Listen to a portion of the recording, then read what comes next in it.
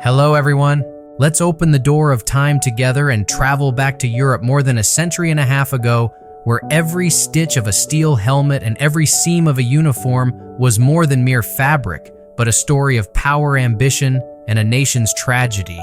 This isn't just military history, it's a journey from the gleaming Pickelhaube of the German Empire to the modern Flecktarn patterns of today's democratic Germany. Are you ready to explore how these uniforms and weapons reflected the destiny of an entire nation from glory to ruin and then to rebirth? Let's begin this dramatic journey right now. In the chill dawn of a January morning in 1871, the heart of Europe beat in scattered rhythms. Germany was not yet a single nation, but a patchwork of kingdoms, duchies, and principalities, each with its own customs, loyalties, and dialects. Bavaria's Catholic traditions clashed subtly with Prussia's austere Protestantism. The Rhineland's bustling merchants differed from Saxony's craftsmen and Brandenburg's stoic farmers.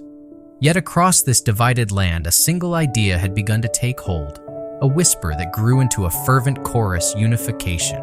For decades after the fall of Napoleon, the German Confederation existed as a fragile alliance of independent states. Trade pacts and cultural exchange hinted at shared destiny, but regional rulers clung fiercely to sovereignty. It took the cunning of a statesman and the roar of cannons to turn these whispers into reality. That statesman was Otto von Bismarck, the Iron Chancellor, a man of relentless will and unmatched political instincts. He understood that words alone could not fuse the German people. Only a shared victory, a moment of collective triumph, would forge the steel of nationhood. The spark came in 1870 with the Franco-Prussian War. Fueled by rival ambitions and Bismarck's shrewd diplomacy, tensions with France erupted into open conflict. Prussian troops, joined by allies from Bavaria, Württemberg, Baden, and countless smaller states, moved with startling speed. The clang of sabers and the boom of artillery echoed from the Alsace to the gates of Paris.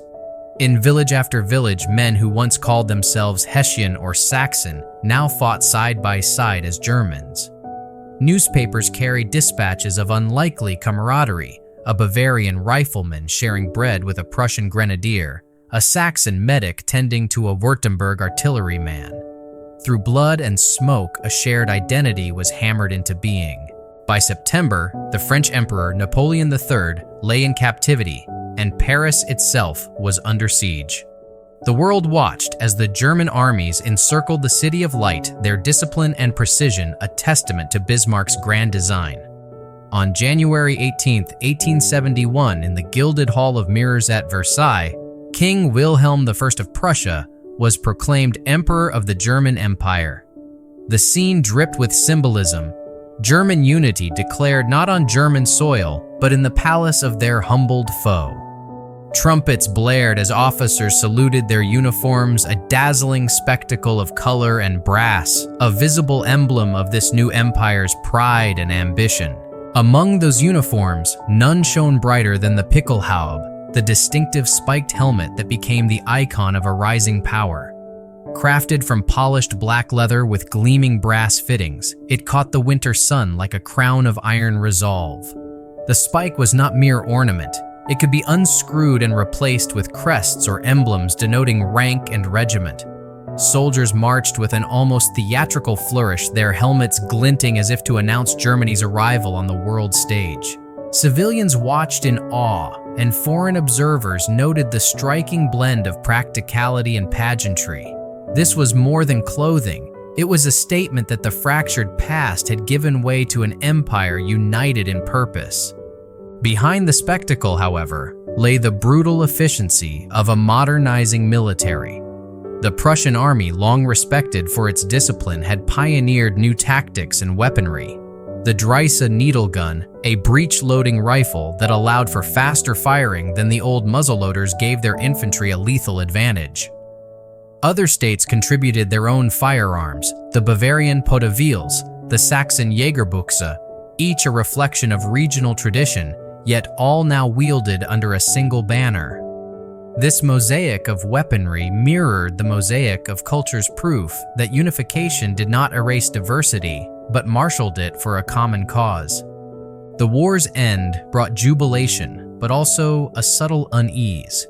As the German Empire consolidated power, neighbors took note. France seethed with humiliation, sowing seeds of future conflict. Britain eyed the rising continental power with wary calculation. Within Germany, industrialists and intellectuals celebrated newfound strength, while peasants in remote valleys wondered what this empire truly meant for their daily lives. But for the soldiers who had marched under the spiked helmets, there was no question they had birthed a nation in the crucible of battle. The Pickelhaube itself became a symbol far beyond military barracks.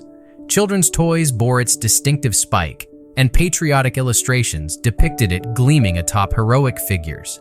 Yet even as it captured the imagination, practical minds considered its limits. Its leather construction offered little protection against modern bullets. The screw-on spike, while ingenious, was more decorative than defensive. Still, in the early 1870s, none of that mattered. What mattered was the image a people once divided now stood as one, their unity embodied in a helmet that pointed boldly skyward. In the bustling avenues of Berlin, tailors specialized in the imperial uniform's intricate braids and colored facings, each hue signifying regiment and tradition. Officers ordered custom fittings, while enlisted men received standardized gear and early exercise in mass production that foreshadowed Germany's industrial might. Markets thrived as citizens bought miniature helmets and patriotic prints, weaving military iconography into everyday life. The army, once a tool of kings, had become a source of national pride. Beyond the parades and patriotic songs, the soldiers themselves felt the weight of history. Letters home from ordinary infantrymen reveal a mix of exhaustion and exhilaration. A Saxon private wrote of the strange comfort of fighting alongside men from distant provinces, while a Bavarian gunner marveled that we speak different tongues but share the same heart when the cannons roar. Such sentiments hint at how the battlefield dissolved old boundaries. The empire's birth was not merely a political act, but a lived experience etched in mud, smoke, and comradeship. As the 1870s unfolded, this new German empire would seek its place among the great powers of Europe. Railroads expanded, factories multiplied, and universities flourished.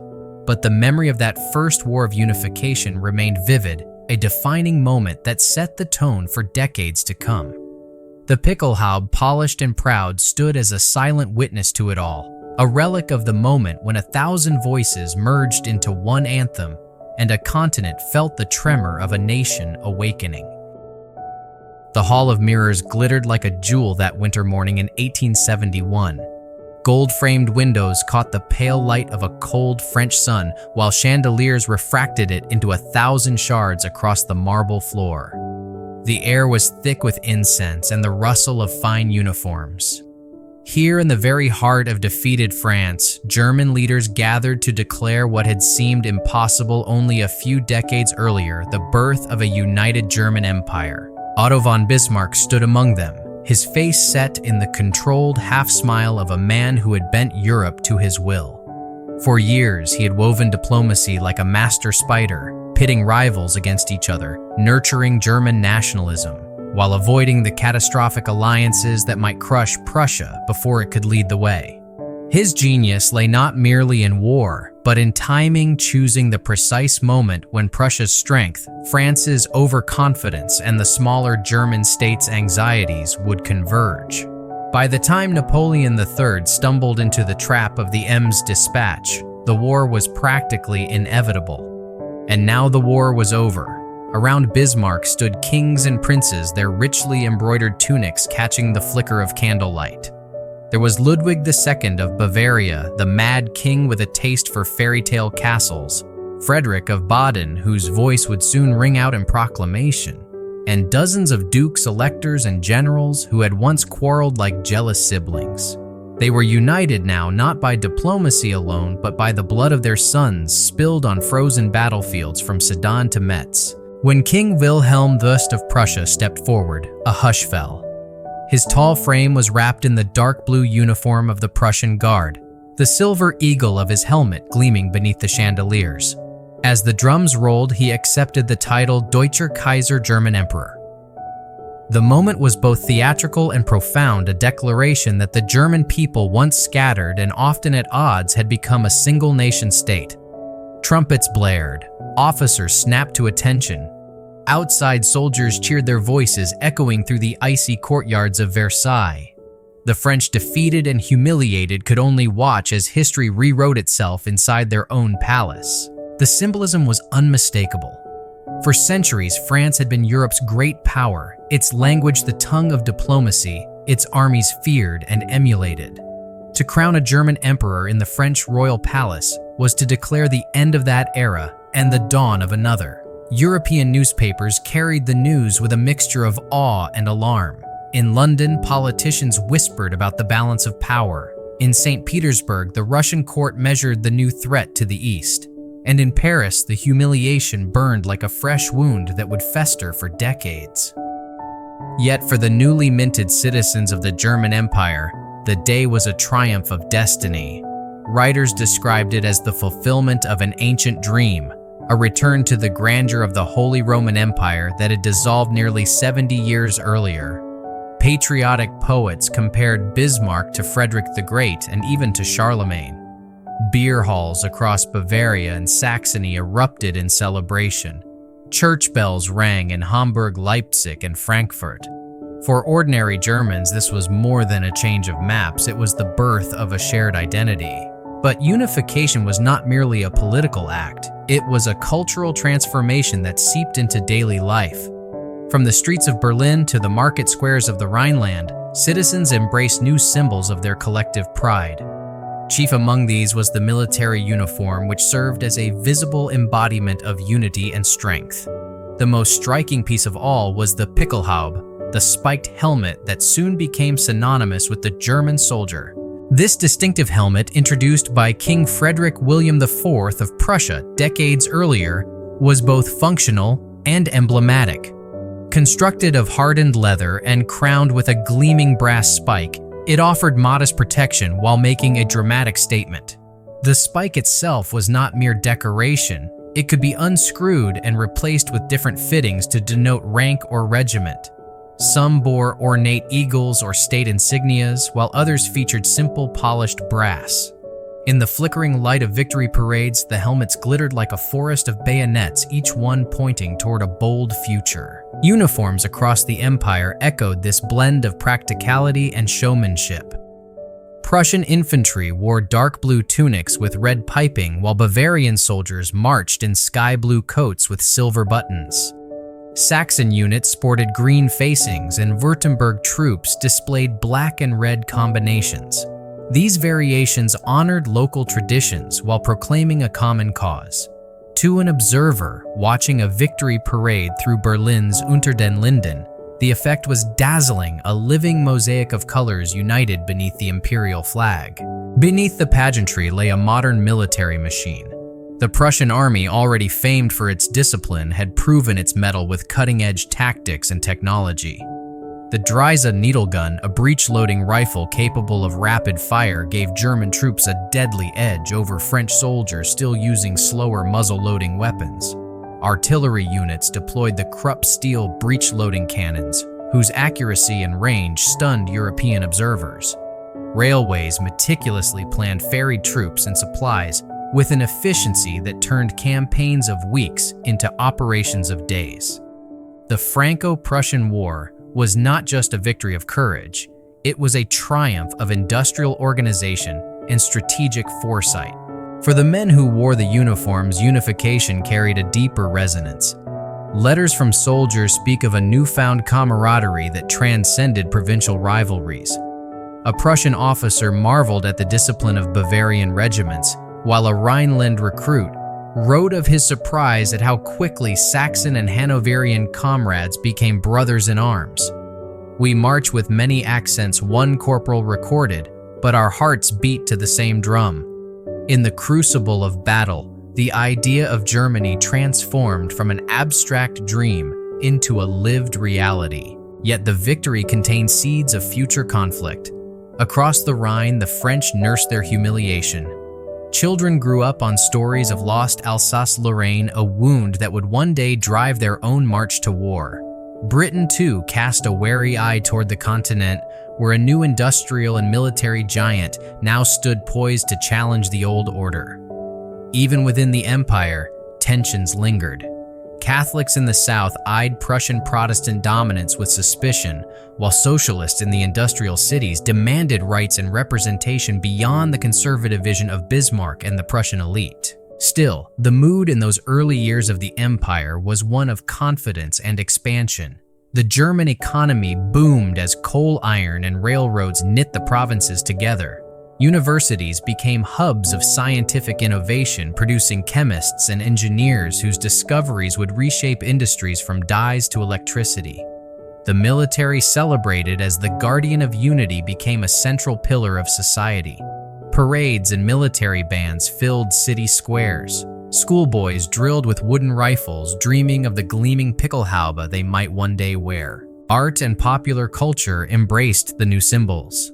Painters immortalized the coronation at Versailles, while satirical prints depicted Bismarck as a blacksmith hammering Germany into a single sword. Toy makers sold miniature soldiers with perfect little spiked helmets, and composers wrote marches that celebrated victory and unity. The German people were not merely citizens of a state, they were participants in a grand narrative, a living epic of rebirth. As the 1870s advanced, the empire looked outward. Ambition stirred beyond Europe's borders, setting the stage for colonies in Africa and the Pacific. The uniforms that had dazzled Versailles would soon adapt to tropical climates and faraway battlefields. But for now, in the warm glow of victory, the German Empire stood proud and unshaken, its soldiers' helmets gleaming like beacons of a future only beginning to unfold. The newly crowned German Empire did not rest on pageantry alone. With the echoes of Versailles still reverberating through Europe, the empire's army became both a symbol of unity and a laboratory of innovation. Nowhere was this more visible than in the uniforms and weaponry that defined its soldiers' ornaments of pride and instruments of war. The Pickelhaube, that unmistakable spiked helmet, remained the army's crowning feature. At first glance, it seemed purely decorative, a flourish of imperial bravado. Yet the helmet embodied the empire's fusion of tradition and modernity. Crafted of hardened black leather, often lacquered to a glossy sheen, it offered lightweight protection against saber slashes and overhead blows. The brass spike, affixed with a clever screw thread, could be removed or replaced to suit different regiments and ranks. An infantryman might march with a simple spike, while a guard officer might sport an ornate eagle finial glinting under the sun. This modularity, rare for the time, reflected a growing industrial sophistication, parts that could be manufactured en masse yet customized to the wearer's role. But the Pickelhaube was more than equipment. It was an emblem of a people finding their collective stride. Children wore miniature versions during festivals. Patriotic artists depicted it on allegorical figures of Germania, sword raised high. Foreign visitors wrote home about the forest of iron thorns they saw on Berlin's grand boulevards during parades. A symbol of unity, yes, but also a signal to rivals that the empire's soldiers were disciplined, modern, and unafraid to display their strength. Behind the gleaming helmets stood an array of weapons that told a similar story of progress. The Prussian Drese needle gun, revolutionary during the 1860s, remained standard issue for many regiments. Its breech-loading mechanism allowed soldiers to fire from prone positions, a deadly advantage over the French muzzle-loaders during the recent war. Other states within the empire contributed their own firearms.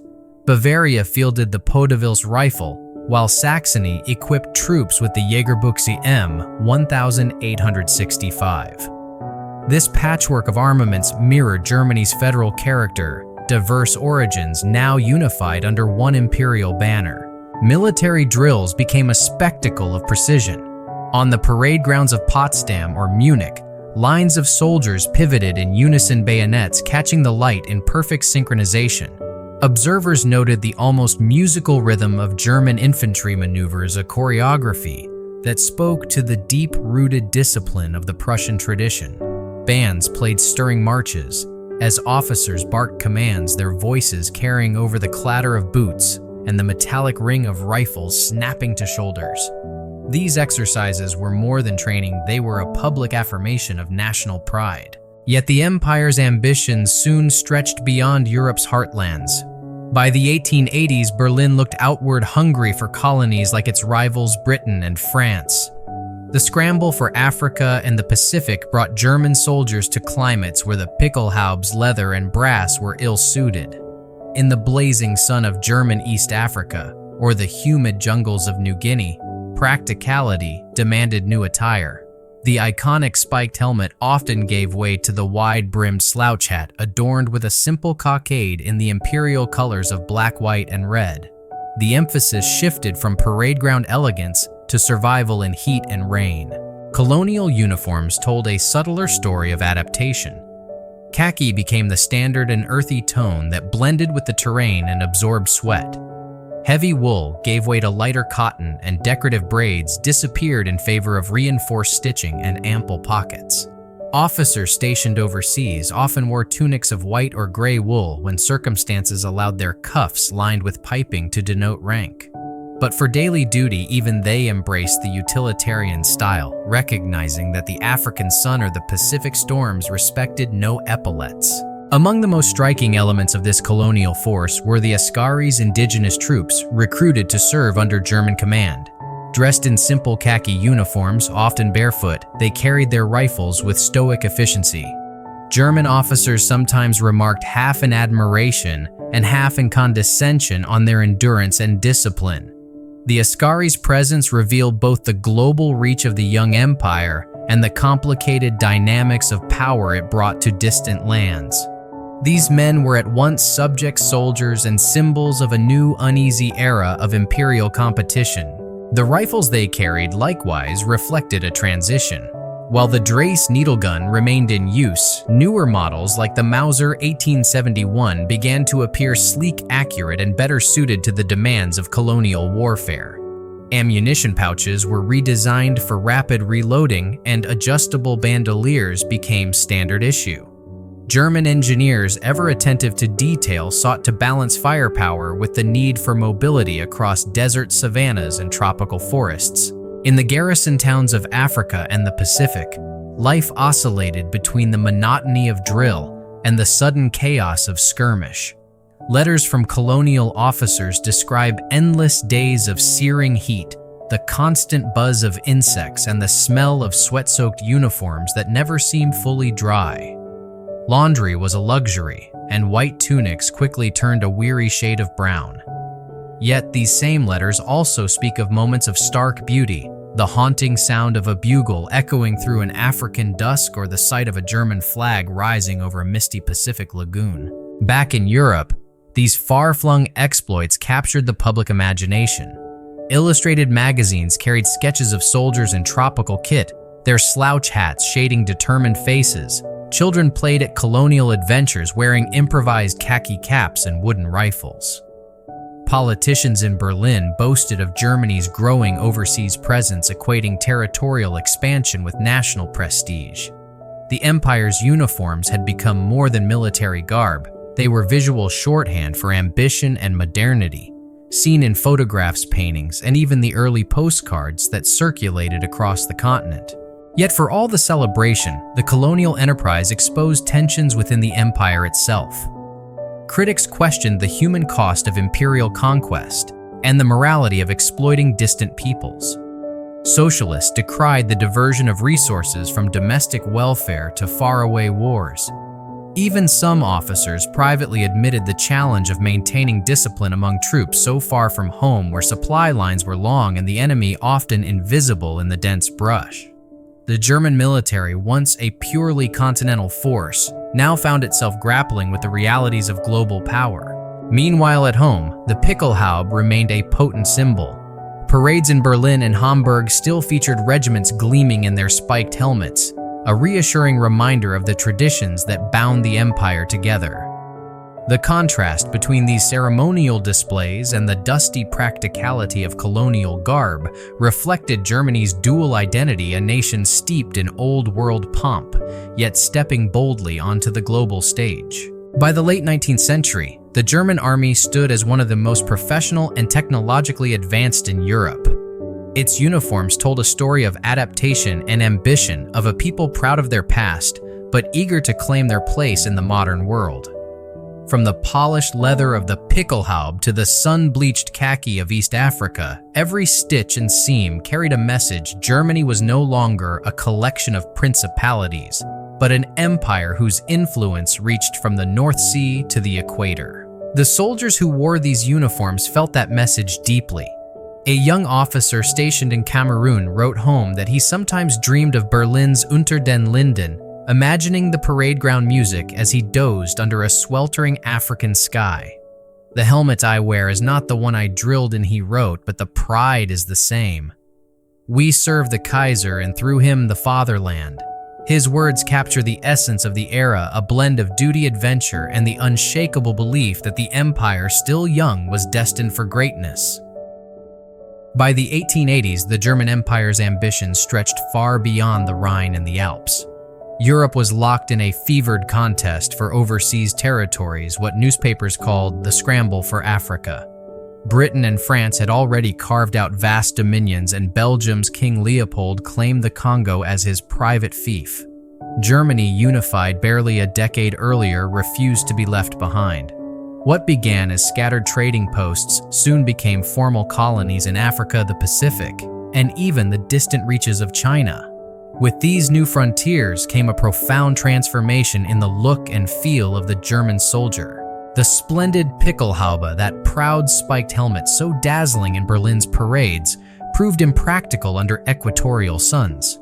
The black leather absorbed heat until it seared the scalp, and the brass spike turned into a miniature lightning rod for the tropical sun. Colonial troops quickly abandoned it in favor of more forgiving headgear. The slouch hat, broad-brimmed and made of felt or canvas, crowned with a simple cockade of black, white, and red. Its silhouette lacked the martial drama of the Pickelhaube, yet its utility was undeniable. Some detachments adopted the Tropenhelm, a pith helmet similar to those worn by British troops, offering shade and ventilation for endless patrols under a pitiless sky. Color, too, surrendered to practicality. The deep blues and greens of European uniforms faded to khaki and sand. Heavy wool tunics gave way to light cotton cut loose to allow airflow and stitched with ample pockets for ammunition and rations. In German East Africa, where humidity clung like a second skin, soldiers favored linen shirts and canvas trousers often rolled to the knee. Officers who could afford more frequent laundering retained white or pale gray dress uniforms for formal occasions trimmed with subtle piping to indicate rank. But in the daily grind of garrison life, even the most aristocratic commanders dressed for survival rather than spectacle. The shift in uniform mirrored a larger truth. Colonial warfare demanded different tactics, different rhythms. Gone were the symmetrical lines of Europe's parade grounds. In the scrublands of Namibia or the dense jungles of New Guinea ambush, and endurance meant more than textbook maneuvers. Soldiers carried extra water flasks, machetes, and mosquito netting. Bandoliers crisscrossed their chest pouches bulging with cartridges for the new Mauser rifles, sleek bolt-action weapons, whose accuracy and range gave German forces a lethal edge.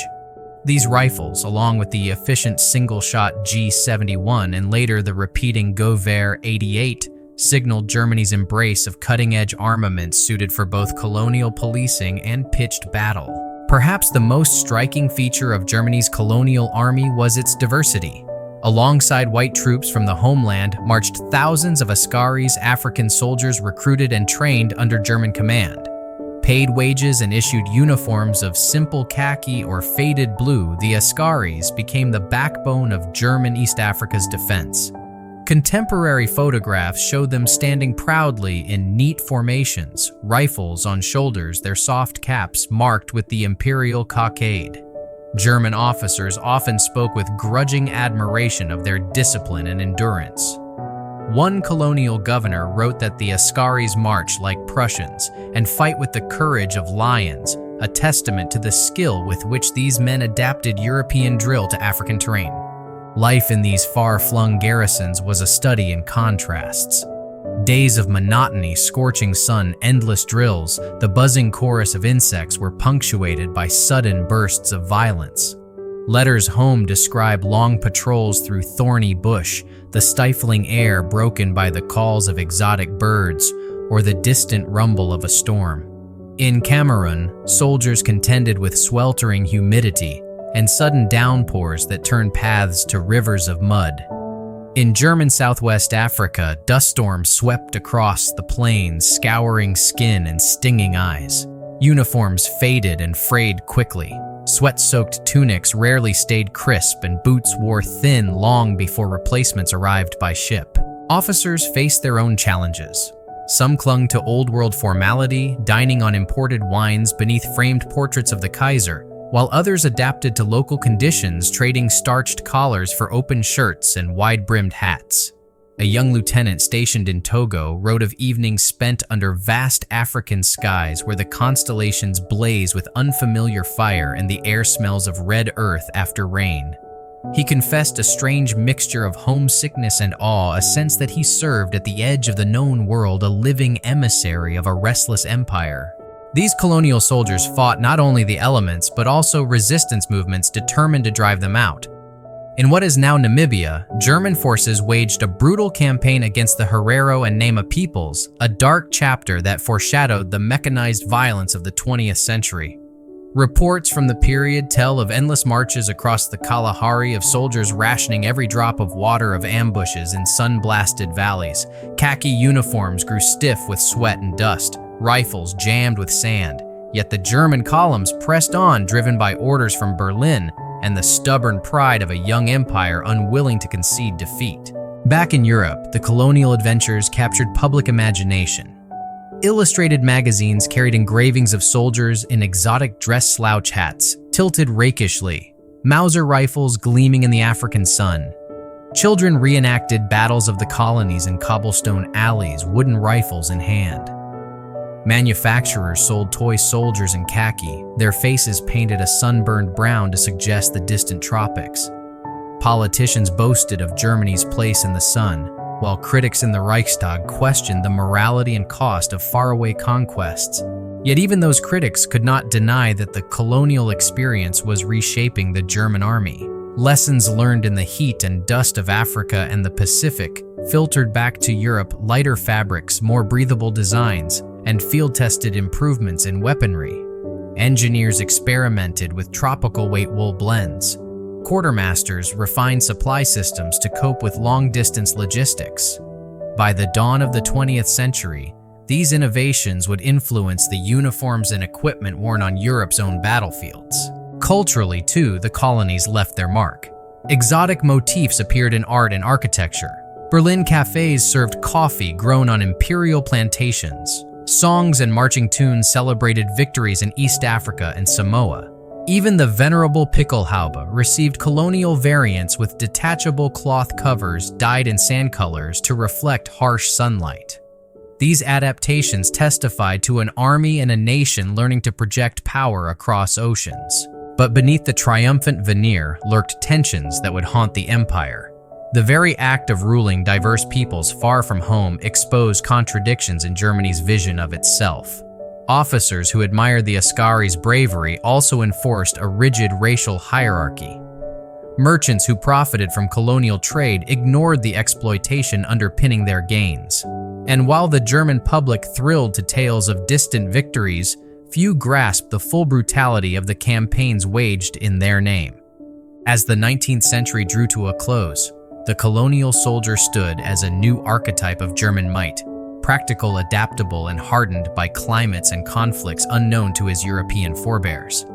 His khaki uniform bore little resemblance to the polished splendor of the parades in Berlin, yet it carried the same emblem of the black, white, and red cockade, a reminder that whether in the jungles of East Africa or the sands of the Pacific, he fought for Kaiser and fatherland.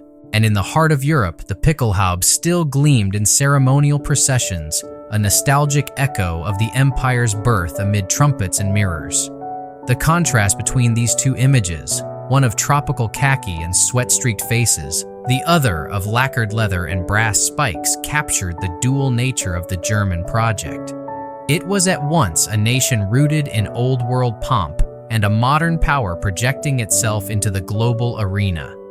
The next great test of these lessons and contradictions would come not in distant colonies, but in the very heart of Europe, where the thunder of industrial war was already beginning to roll.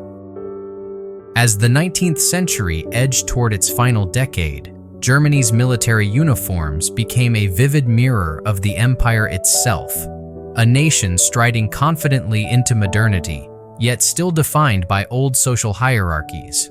Nowhere was this more evident than in the contrast between the finely tailored garments of officers and the utilitarian garb of the common soldier. On a crisp autumn morning in Berlin, the difference was unmistakable. Officers strolled unter den Linden clad in immaculate white or dove-gray wool tunics, their cuffs and collars piped with subtle flashes of color to signal regiment and rank. Gold or silver epaulets gleamed under the pale sun, and the polished brass spikes of their Pickelhauben caught the light like miniature beacons. Their boots, hand-stitched leather meticulously shined, clicked smartly against the cobblestones. A tailored officer's coat might cost more than a factory laborer earned in several months, a visible reminder that the path to such elegance required both social standing and substantial means. By contrast, the enlisted men marching past wore standard-issue blue tunics of sturdy wool, practical and plain. Theirs was a world of coarse fabric and regulation boots that blistered on long marches. The spike atop the enlisted Pickelhaube might be of simple brass, rather than the gilded finials reserved for officers. Buttons dulled with use. The cut was boxy, built for uniformity and durability, rather than style. When these soldiers returned from the dust and sweat of field exercises, their gear bore the scuffs and faint musky scent of hard labor, evidence of a life measured in drills and endless inspections. Laundry practices alone told a story of privilege. Officers able to afford servants or local laundresses could keep their whites dazzling even in colonial stations where fresh water was scarce. Ordinary soldiers often scrubbed their own uniforms in muddy streams or wore them until they stiffened with salt from dried sweat. Letters from the period reveal a quiet envy. "The lieutenant's cuffs are always bright," one infantryman wrote, "while ours fade to the color of storm clouds." Such observations carried no overt resentment, but they highlighted a social divide woven literally into the cloth. The symbolism extended to weaponry. An officer's sidearm, a finely engraved saber, or a polished revolver was as much a badge of status as a tool of war. Enlisted men carried rifles that were sturdy and functional but rarely beautiful. The Mauser Model 1871 with its smooth bolt action became the standard-issue infantry rifle. While officers might present their weapons as heirlooms or display pieces, soldiers viewed theirs as mere necessities, oiled and cleaned with ritual care but never mistaken for ornaments. Yet this hierarchy, for all its rigid appearances, was not merely about vanity. It reflected the structure of an empire balancing tradition and the demands of modern warfare. The officer corps, drawn largely from aristocratic families and the educated bourgeoisie, was expected to embody the dignity and discipline of the state itself. Their uniforms projected authority, signaling to both their men and the public that they were the embodiment of imperial order. Soldiers' simpler garb spoke of function and endurance, the strength of the nation's foundation, rather than the polish of its elite. Even in Germany's far-flung colonies where heat and humidity punished every fabric, the distinction endured. Officers in German East Africa might don white tropical dress uniforms with scarlet piping for ceremonial occasions, while their men sweated in khaki field tunics, patched and repatched after endless patrols. Photographs from Cameroon and Samoa show gatherings where the officers' linen shone in the tropical sun, while enlisted men stood in faded cotton, their wide-brimmed slouch hats darkened by rain and dust. The disparity was practical as well as symbolic. An officer who could afford regular laundering or imported fabric simply looked sharper, reinforcing his elevated station. These visible differences were more than social theater, they influenced morale and discipline.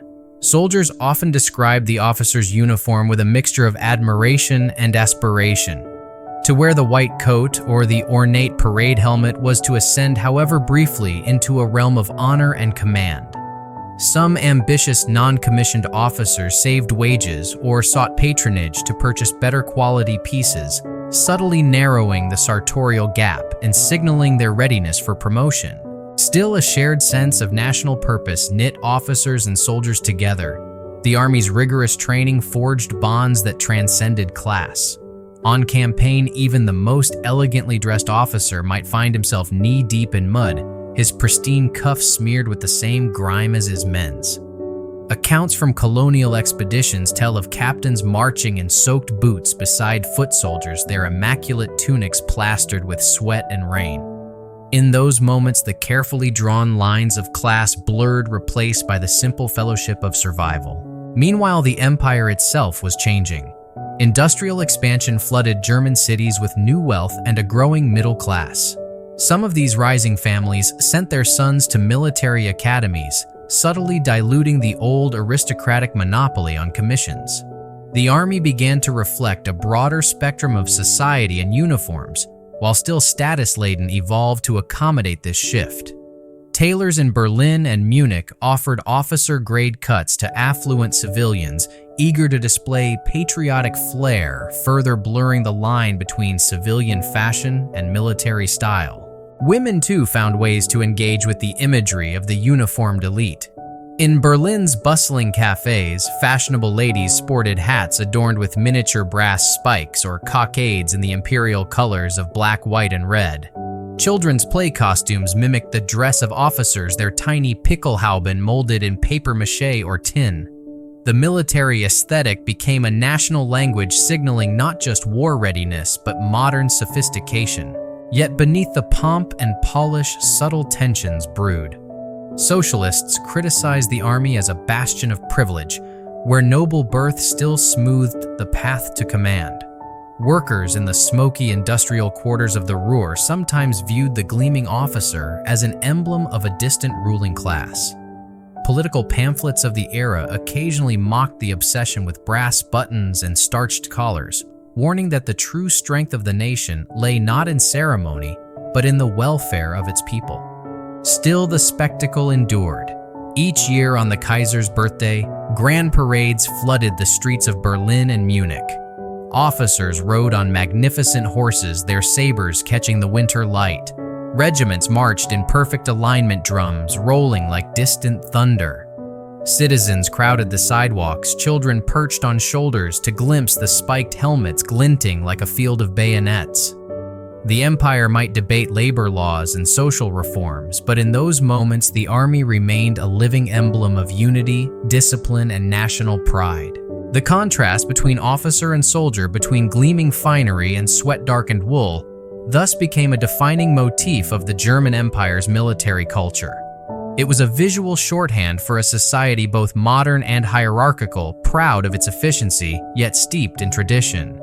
And as Europe edged toward the new century, these uniforms, so rich in symbolism and so carefully maintained, would soon face a test far greater than colonial expeditions or ceremonial parades. Across the continent, alliances hardened, industries armed, and the thunder of an even more cataclysmic war began to echo on the horizon. The turn of the 20th century brought both triumph and unease to the German Empire. Industrial might surged, cities swelled with factories and electric lights, and the Reichstag debated policies that would shape a new century.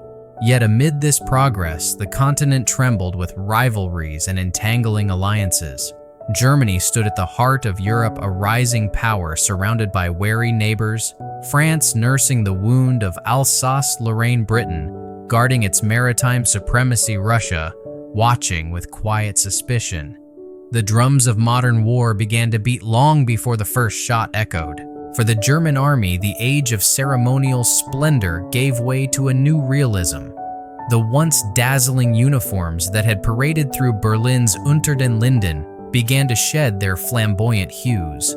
Gone were the bright blues and emerald greens that had once signaled pride and tradition.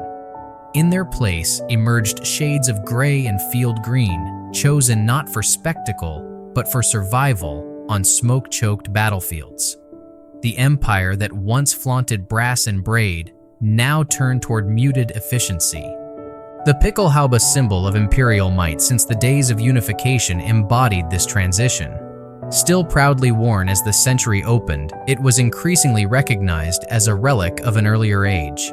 Crafted of black leather and crowned with the iconic spike, it offered only minimal protection against modern artillery and high-velocity rifle fire. The gleaming spike that once dazzled parade crowds now caught the enemy's eye, a beacon for snipers. Military engineers experimented with modifications, detachable spikes for field-duty cloth covers dyed in dull shades to reduce reflection, and reinforced leather shells. But these were stopgaps against a tide of technological change that no ornament could withstand. The soldiers who drilled on the eve of war sensed the difference. Recruits in garrison towns from Königsberg to Cologne found their new uniforms less grand but more practical. Tunics were simplified decorative piping reduced to narrow flashes of red or white. Boots grew sturdier, trousers roomier, and belts wider to accommodate ammunition pouches and entrenching tools. The focus shifted from parade ground symmetry to the hard mathematics of industrial warfare. A young infantryman wrote to his mother that his new field uniform felt like the color of the rain clouds over the Elbe, a far cry from the proud Prussian blue of his father's generation. Weaponry, too, kept pace with the demands of the coming storm. The Gewehr 98, a bolt-action rifle of superb accuracy and range, became the standard infantry arm. Its 5-round internal magazine allowed sustained fire that would have astonished the soldiers of 1870. Machine guns such as the MG-08, derived from Hiram Maxim's revolutionary design, promised a withering rain of bullets capable of mowing down entire charges. Artillery pieces grew heavier, their range and explosive power multiplying with each design.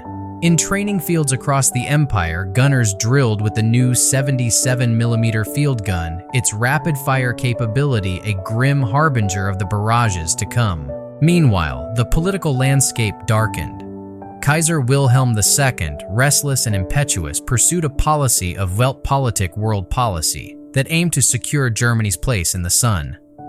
Naval expansion challenged Britain's Royal Navy, igniting an arms race on the seas. Diplomatic crises in Morocco and the Balkans underscored how fragile Europe's peace had become. Newspapers chronicled each new alliance and counter-alliance, while satirists depicted Europe as a powder keg awaiting a spark. In the barracks and training grounds, the ordinary soldier felt these tensions without grasping their full scale. They drilled in the damp mists of spring, practiced trench digging in summer heat, and marched under autumn rains, their field gray uniforms blending with the mud. Officers emphasized discipline and speed, knowing that modern warfare would punish hesitation. "Your rifle is your life," barked a sergeant to recruits near Munich, echoing a mantra heard in every regiment. Behind the stern commands lay an unspoken recognition the next war would demand more than courage. It would demand endurance against machines of unprecedented destruction. By 1914, when the assassination of Archduke Franz Ferdinand lit the fuse, the German army was ready in ways both old and new. Mobilization orders flashed across telegraph wires. Trains rumbled through the night carrying regiments toward the French and Russian frontiers. Soldiers climbed aboard in a blur of hugs, cheers, and anxious farewells. Women pressed flowers into field gray tunics while children waved flags of black, white, and red. Many believed they would be home by Christmas. Few imagined the 4 years of grinding horror that awaited. The early months of the Great War exposed the limits of tradition. The Pickelhaube, still standard issue, quickly proved inadequate against shrapnel and high-powered rifle rounds. Soldiers improvised, covering the leather with canvas to reduce glare or padding the inside with extra cloth. Yet the helmet's leather shell offered little protection from exploding shells. In the muddy trenches of Belgium and France, where artillery ruled and shrapnel rained from above, the spike became more liability than emblem. By 1916, necessity forced a decisive change.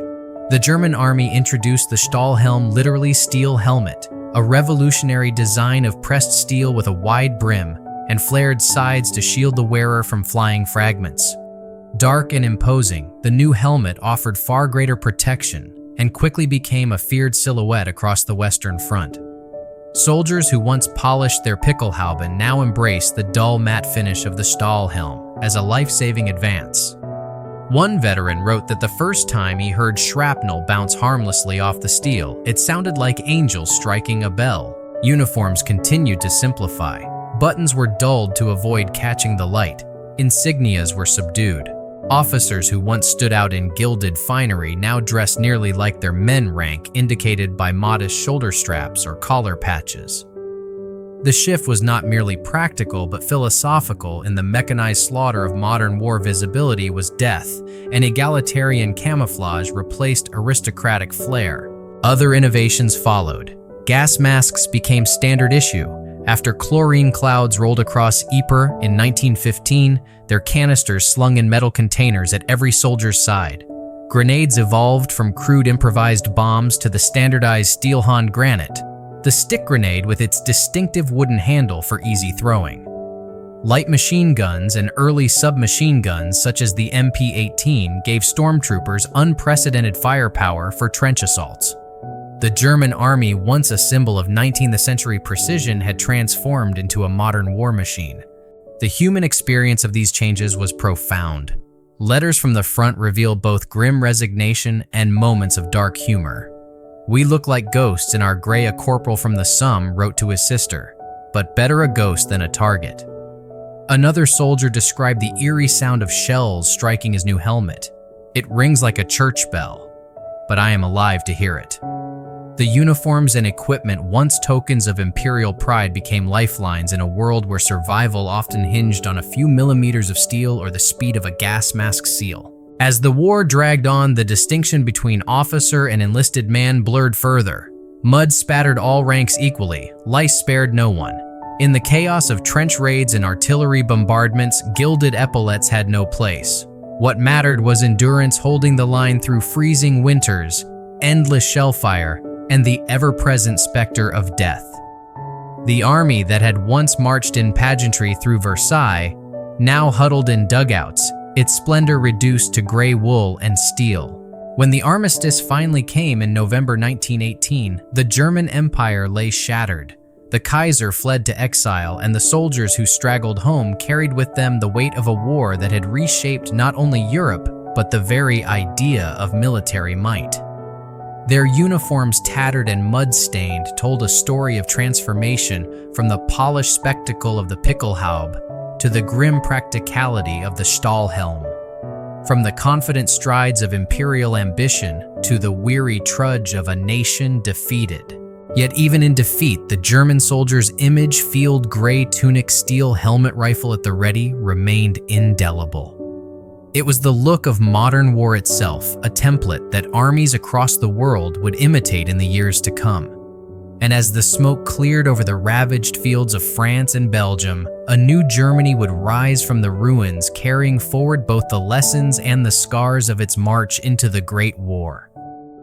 The First World War transformed the German army from a 19th century force of parades and pageantry into a relentless machine of industrialized combat.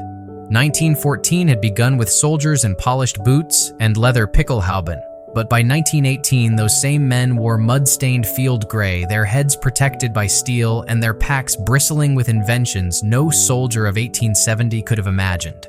Foremost among these was the Gewehr 98, the Mauser rifle that became the backbone of the German infantry. Sleek, precise, and deadly accurate, it fired the powerful 7.92.557mm cartridge from a 5-round internal magazine. German marksmen boasted that at 500 meters, the Gewehr could still pierce a sandbag wall or an enemy's steel helmet. Its long barrel and smooth bolt action gave it a reputation for reliability, even in the foulest trench conditions. Letters from the front often praised the weapon as a faithful companion, a tool as personal as it was lethal. But the static nightmare of trench warfare demanded more than rifles. German tacticians embraced the machine gun as the new monarch of the battlefield. The Maschinengewehr 08, a licensed adaptation of Hiram Maxim's design, could unleash a scything stream of bullets that turned open ground into a killing field. Mounted on a heavy sled and cooled by a water jacket, it required a crew of 4 to operate, but could sustain a terrifying 450 rounds per minute. Entire Allied assaults collapsed under the MG-08's unrelenting chatter, earning it grim nicknames like the Devil's Paintbrush. As the war ground on mobility and shock became critical, German engineers responded with the MP-18, one of the first true submachine guns issued in quantity. Compact and capable of fully automatic fire, it gave stormtrooper units unprecedented close-quarters firepower during the final offensives of 1918. Soldiers described its staccato burst as a sewing machine of death, ideal for sweeping through enemy trenches and bunkers. Artillery, too, reached fearsome new heights. The 77mm field gun, quick-firing and accurate, became the workhorse of the front. Heavier pieces like the massive 42cm Big Bertha howitzers shattered Belgian forts at Liège and Namur, their shells weighing nearly a ton and traveling miles with devastating force. For the first time, artillery caused the majority of battlefield casualties, reshaping the soldiers' daily reality. Men lived in constant dread of the distant thud that might precede a rain of shrapnel. And then came a weapon no soldier had faced before: poison gas. At Ypres in 1915, green clouds of chlorine drifted across Allied trenches, searing lungs and eyes, causing chaos and panic. The German army quickly issued canister gas masks, crude at first, but soon improved with replaceable filter cartridges and close-fitting rubber seals.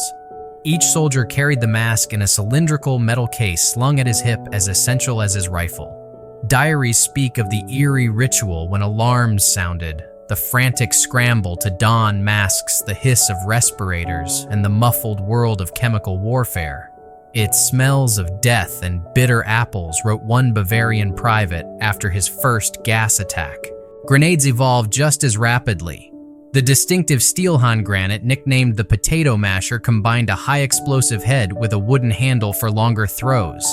Its simple pull-cord ignition made it reliable in mud and rain.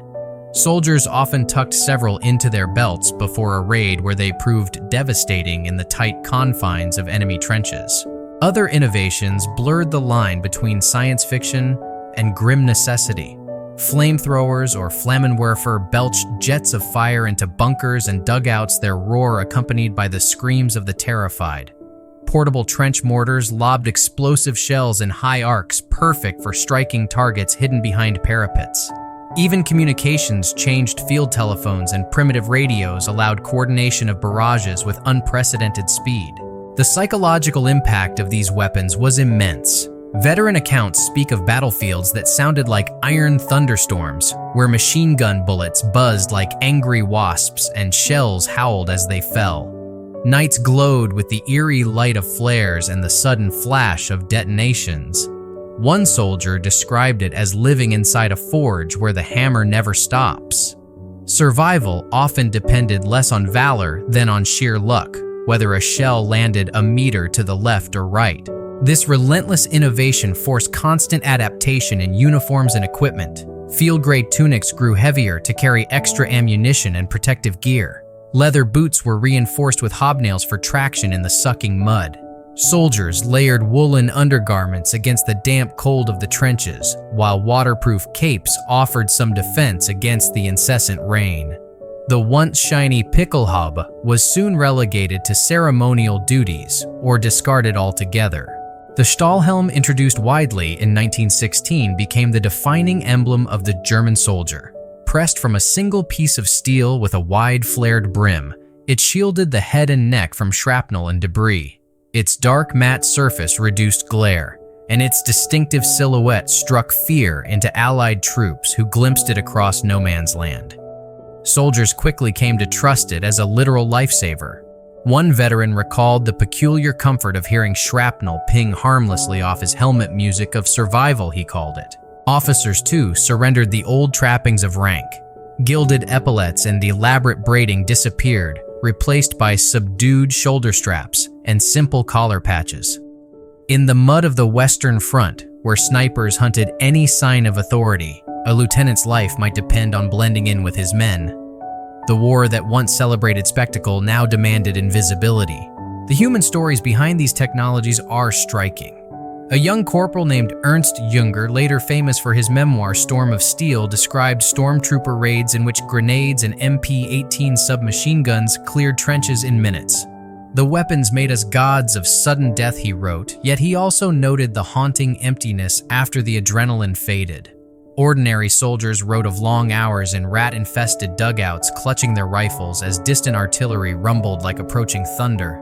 Letters home mixed mundane details, bad coffee, aching feet with moments of surreal terror. A shell exploded so close I tasted earth before I heard the sound.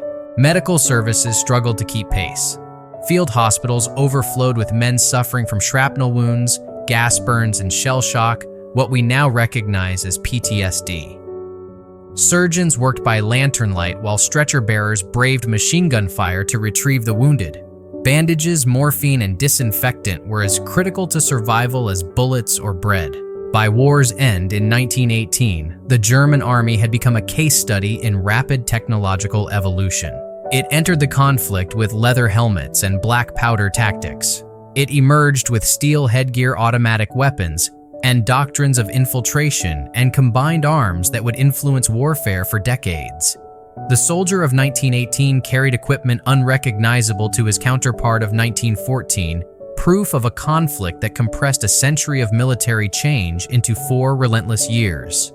The cost, of course, was staggering. More than 2 million German soldiers perished and countless more returned home maimed or haunted. Their once proud uniforms were often nothing more than tatters of field gray wool stiff with mud and blood. Yet those same battered uniforms became enduring symbols of endurance under fire of a nation's catastrophic gamble, and of the grim modernity that the Great War had forced upon the world. When the armistice silenced the guns on the 11th of November 1918, survivors trudged back through ruined villages and cratered landscapes. Many still wore their Stahlhelm, dented and scarred, a silent testimony to what they had endured. Children along the roadside stared wide-eyed at these weary figures who seemed less like conquering heroes than like men who had walked through the very furnace of the industrial age. The German army that had entered the war with a flourish of brass and braid emerged hardened, stripped of ornament, and profoundly changed. Its weapons and uniforms told the story from the gleam of the Pickelhaube to the dull steel of the Stahlhelm, from single-shot rifles to roaring machine guns, from bright parade fields to the shell-torn moonscapes of the Western Front. This transformation would echo into the turbulent decades ahead, shaping not only Germany's future conflicts, but the very nature of modern warfare. The armistice of November 11, 1918, left Germany reeling. After 4 brutal years of war, the Kaiser had fled to the Netherlands. The once proud empire was gone, and the nation faced economic collapse and political upheaval. Amid street protests, workers' councils, and the birth of the fragile Weimar Republic, the German army, once nearly 2 million strong, was cut to a shadow of its former self. The Treaty of Versailles imposed severe restrictions. The new military force, renamed the Reichswehr Realm Defense Force, could number no more than 100,000 soldiers, a dramatic reduction from the massive armies of the Great War. Heavy artillery, tanks, submarines, and military aircraft were forbidden. Even conscription was outlawed, meaning the army had to rely solely on long-term volunteers. For a nation that had prided itself on martial prowess, these terms were a humiliation and a challenge. Uniforms reflected this diminished status. The once mighty German soldier who had worn the stalwart Stahlhelm and carried cutting-edge weapons now dressed in a simplified, almost austere manner. The field gray tunic remained, but was stripped of most decorative piping and insignia. Epaulets were plain buttons subdued. The Stahlhelm, which had proven itself indispensable against shrapnel, remained in service, but its use carried a bittersweet resonance, a reminder of the recent war, and a symbol of resilience in the face of defeat. Equipment too was pared down. Standard-issue rifles were often refurbished Gewehr 98S, their once shiny bolts dulled by repeated use. Ammunition was limited and new weapons were scarce due to the treaty's prohibitions. Soldiers trained with what they had, practicing drills with a discipline that belied the nation's political chaos. One young recruit wrote in his diary, "We drill as though the world watches, though we are told we may never fight again." In those words lay a quiet defiance, a refusal to let the German military tradition die. The social composition of the Reichswehr also shifted. With no conscription, every soldier was a volunteer, and the army became a professional force rather than a citizen militia. Many were veterans of the trenches, hardened men in their 20s or 30s who had survived the mud of the Somme or Verdun. Their discipline and experience gave the small force a toughness far beyond its size. Foreign observers noted that the Reichswehr, though small, was exceptionally well-trained and cohesive, a knife honed to a razor's edge. These veterans carried with them the scars of the Great War. Some bore physical wounds, missing fingers, shrapnel scars, or limps from old injuries. Others carried invisible burdens, the nightmares and restlessness we now recognize as post-traumatic stress. Yet they brought to the new army a hard-earned professionalism. Training emphasized marksmanship, small unit tactics, and mobility skills that could preserve effectiveness even without large numbers or heavy weaponry. The Weimar Republic faced constant instability, economic crises, political assassinations, and uprisings from both the far left and the far right. During these turbulent years, the Reichswehr served as a stabilizing force. Soldiers patrolled restive cities and guarded government buildings during attempted coups, such as the 1920 Kapp Putsch, when right-wing elements tried to overthrow the fledgling republic. Their presence in plain functional uniforms, field gray tunics, and the now iconic Stahlhelm was both a reassurance and a warning. They represented the state's authority, even as that state struggled to survive. Despite the treaty's restrictions, secret efforts to preserve military expertise began almost immediately. Under the guise of civilian sporting clubs and police training, former officers maintained networks to study tactics and technology. German pilots trained in Soviet Russia. Engineers experimented with tanks in clandestine facilities. The Reichswehr's austere uniforms and limited arsenal hid a quiet determination, the belief that Germany's military strength might one day be reborn. Culturally, the image of the German soldier evolved. War memorials sprang up in towns and cities, often depicting figures in Stahlhelme standing in solemn vigil. These statues, rendered in stone or bronze, captured both mourning and pride. They honored the dead while preserving the martial image that many Germans still cherished.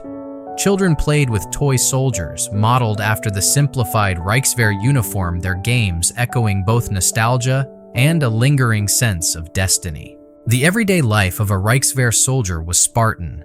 Pay was modest, rations plain. Barracks lacked the bustle of pre-war garrisons. Yet discipline remained exacting. Soldiers drilled in tight formations, their boots striking cobblestones with a precise rhythm. Their equipment, though minimal, was kept spotless. Rifles gleamed from meticulous cleaning. Boots were polished to a dull shine. In the absence of grand armies or flashy parades, pride found expression in the perfection of small details. International observers often underestimated this quiet professionalism. To the casual eye, the Reichswehr seemed a token force, a ceremonial guard for a weakened nation. But military analysts noted the skill of its officers and the cohesion of its ranks. 10 of these men, one French observer remarked, are worth 20 of ours in discipline. The small army became paradoxically one of the most capable in Europe relative to its size. The Stahlhelm remained a defining feature throughout these years. Unlike the polished Pickelhaube of the 19th century, the steel helmet projected an image of rugged determination. It was simple, utilitarian, and unmistakable. Soldiers wore it not with the swagger of conquest, but with the stoicism of men who had endured the worst of modern warfare. To many Germans, it became a symbol of perseverance, a reminder that though defeated, their nation had not been broken. Civilian fashion even echoed its influence. Artists of the Neue Sachlichkeit movement painted soldiers with angular lines and muted palettes, reflecting the stark realism of post-war life. Posters and magazine covers often depicted men in Stahlhelme, their faces set with grim resolve. The helmet's silhouette became shorthand for the soldier's endurance, and for the hope, sometimes quiet, sometimes defiant, that Germany would rise again. This hope was not merely nostalgic. The Reichswehr's leadership, including figures like General Hans von Zecht, pursued a careful strategy, maintain a core of highly trained professionals who could serve as the foundation for a future expansion. They emphasized officer education, war games, and modern tactics. The Army's small size allowed for intensive training and close camaraderie. Each unit became an elite formation in its own right, capable of rapid deployment and efficient action. Meanwhile, the political wind shifted. Economic turmoil from hyperinflation in the early 1920s gave way to a fragile stability only to be shattered by the global depression of 1929. In this uncertainty, nationalist and extremist movements gained traction. Veterans organizations, many filled with former soldiers in their field gray tunics and Stahlhelm, became breeding grounds for radical politics. Groups like the Freikorps paramilitary bands, often wearing surplus military gear, fought street battles and intimidated political opponents. Their uniforms blurred the line between army discipline and violent vigilantism. The late Weimar years thus witnessed a paradox: an officially restricted army that remained a powerful symbol, and a society where the image of the soldier stoic, disciplined, helmeted retained potent allure. Even as the Republic struggled with democratic ideals, many Germans looked to the military tradition as a source of national identity. By the early 1930s, this tradition would become a political weapon. The Reichswehr, though loyal to the Republic on paper, remained wary of its democratic leaders. Some officers viewed rising political movements with cautious interest, wondering whether new leadership might restore Germany's strength. The gray uniforms and steel helmets of the post-war army thus stood at a crossroads, emblems of a humbled nation, but also potential foundations for resurgence. As Germany entered this uncertain decade, the Reichswehr's soldiers continued their quiet, routine marching, drilling, perfecting their craft. Their simplified uniforms, their meticulously kept rifles, and their enduring discipline carried the memory of past glory and the seeds of future transformation. The world saw only a small, constrained force, but within those field gray ranks lay the expertise, the will, and the tradition that would soon feed a far more formidable army, one whose ambitions would again set the world ablaze. By the dawn of the 1930s, the Weimar Republic was collapsing under economic despair and political violence. Breadlines stretched through Berlin's gray streets, and the global Great Depression left millions unemployed. Amid this turmoil, a new political force seized the public imagination: Adolf Hitler's National Socialist German Workers' Party. Promising to restore national pride and overturn the Treaty of Versailles, the Nazis offered a vision of revival that many weary citizens found irresistible. And at the heart of their promise lay a return to military strength. The end of restraint. When Hitler became chancellor in 1933, the restrictions of Versailles were still formally in place, but the will to enforce them was fading. Within months, the Nazi regime began covert rearmament. Secret training programs expanded. Factories quietly tooled up for weapons production. By 1935, Hitler openly defied the treaty, announcing the creation of the Wehrmacht, a unified armed force that replaced the modest Reichswehr. Conscription returned, swelling the ranks from 100,000 to hundreds of thousands almost overnight. The transformation of uniforms and equipment was immediate and symbolic. The field gray tunic remained the base, but now it was tailored with sharper lines and new insignia: bold eagles clutching swastikas, stitched to breast pockets and caps. Officers donned high-collared jackets with silver braid, while enlisted men wore simpler versions with dark green collars. The Stahlhelm was subtly redesigned. The new M35 model featured a smoother profile, ventilation holes, and a less menacing curve, yet it retained the unmistakable silhouette that had haunted the trenches of the Great War. Branches of a modern war machine. The reborn German military soon split into specialized branches that demanded their own distinct dress and equipment. The Heer Army refined its field uniform to balance comfort and durability. Tunics were cut to allow freer movement, trousers were bloused into jack boots, and belt buckles bore the words "Gott mit uns, God with us." The Luftwaffe Air Force, unveiled in 1935, adopted blue-gray uniforms with smart, open-collared jackets and high boots for pilots and ground crews alike, projecting both modernity and elite status. The Kriegsmarine Navy revived the proud traditions of the old Imperial fleet.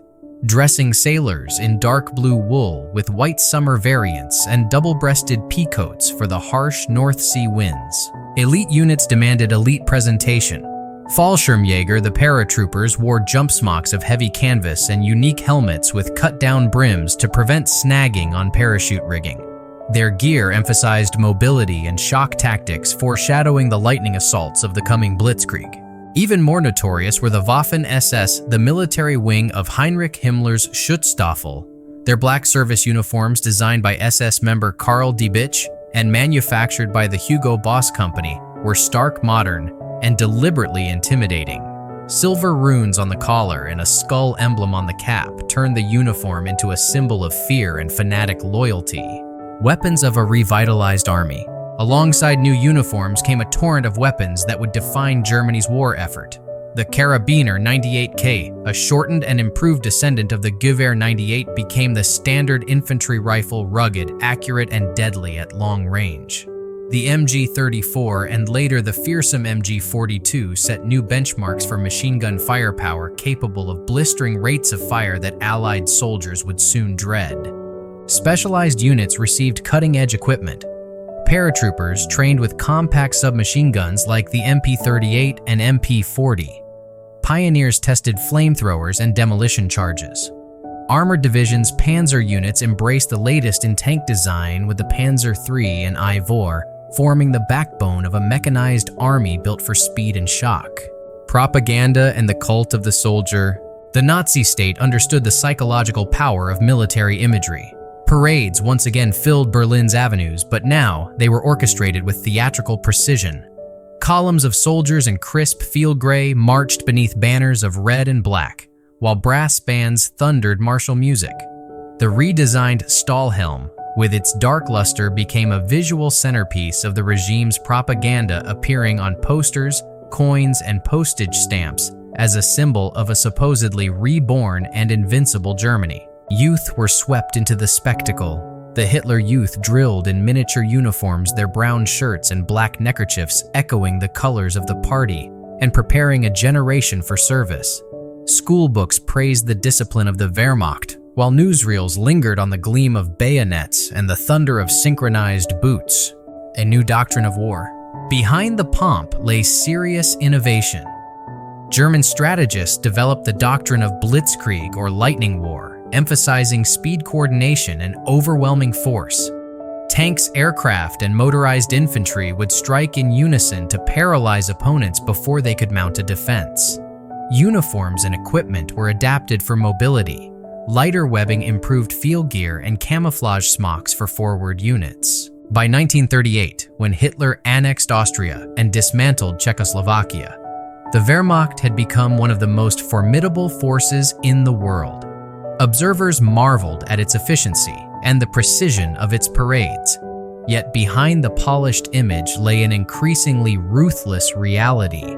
The army was no longer merely the defender of the nation, but an instrument of aggressive conquest. Shadows of what was to come. Not all Germans embraced the militarization with unqualified enthusiasm. Some veterans of the Great War viewed the feverish rearmament with a mix of pride and dread. "We are strong again," wrote one former officer in 1937, "but I fear we march toward a fire greater than the last." His concern proved prophetic. The international response was cautious but hesitant. Britain and France protested each treaty violation, but avoided confrontation, haunted by memories of the previous war. Their reluctance emboldened Hitler, who boasted that the Versailles Treaty was nothing but a scrap of paper. German factories worked around the clock, producing not only rifles and helmets, but also the trucks, radios, and tanks that would power the lightning campaigns of 1939 and beyond. Within the Wehrmacht, soldiers sensed the change. Training grew more intense, maneuvers larger and more complex. Recruits learned to coordinate with tanks and aircraft, to march for miles at speed to fight in forests, mountains, and cities alike. Field exercises showcased the seamless integration of artillery, armor, and infantry, an orchestra of war rehearsing for a global performance. The atmosphere combined exhilaration with foreboding. Young men wrote home of pride in their sharp new uniforms and the thrill of flying or riding in armored vehicles. Yet some older officers, remembering the mud of Flanders, cautioned against hubris. War I colonel reminded his cadets is not the parade ground. It is hunger and mud and the cry of the wounded. Toward the brink. By the late 1930s, Germany stood poised on the edge of cataclysm. The Wehrmacht had grown into a massive modern force numbering millions equipped with weapons and uniforms that blended efficiency with terrifying symbolism. The Stahlhelm, sleek and menacing, had replaced the ceremonial spikes of the past, while the eagle and swastika insignia proclaimed the regime's total control. When German troops marched into Poland on September 1, 1939, their appearance testified to this transformation. Field gray uniforms blended with the morning mist. Soldiers carried Kar 98K rifles, MG-34 machine guns, and compact gas mask canisters slung at the hip. Panzer divisions rumbled forward their crews in black coveralls and crash helmets. Overhead, Luftwaffe bombers darkened the sky. The world that had once tried to cage Germany within the narrow walls of Versailles now watched as those walls shattered under the iron tread of a revitalized army. The echoes of the old Reichswehr, its stoic professionalism, its careful training remained within these ranks. But the spirit had changed. The Wehrmacht was no longer a quiet guardian of national defense. It had become the spear point of a regime bent on domination.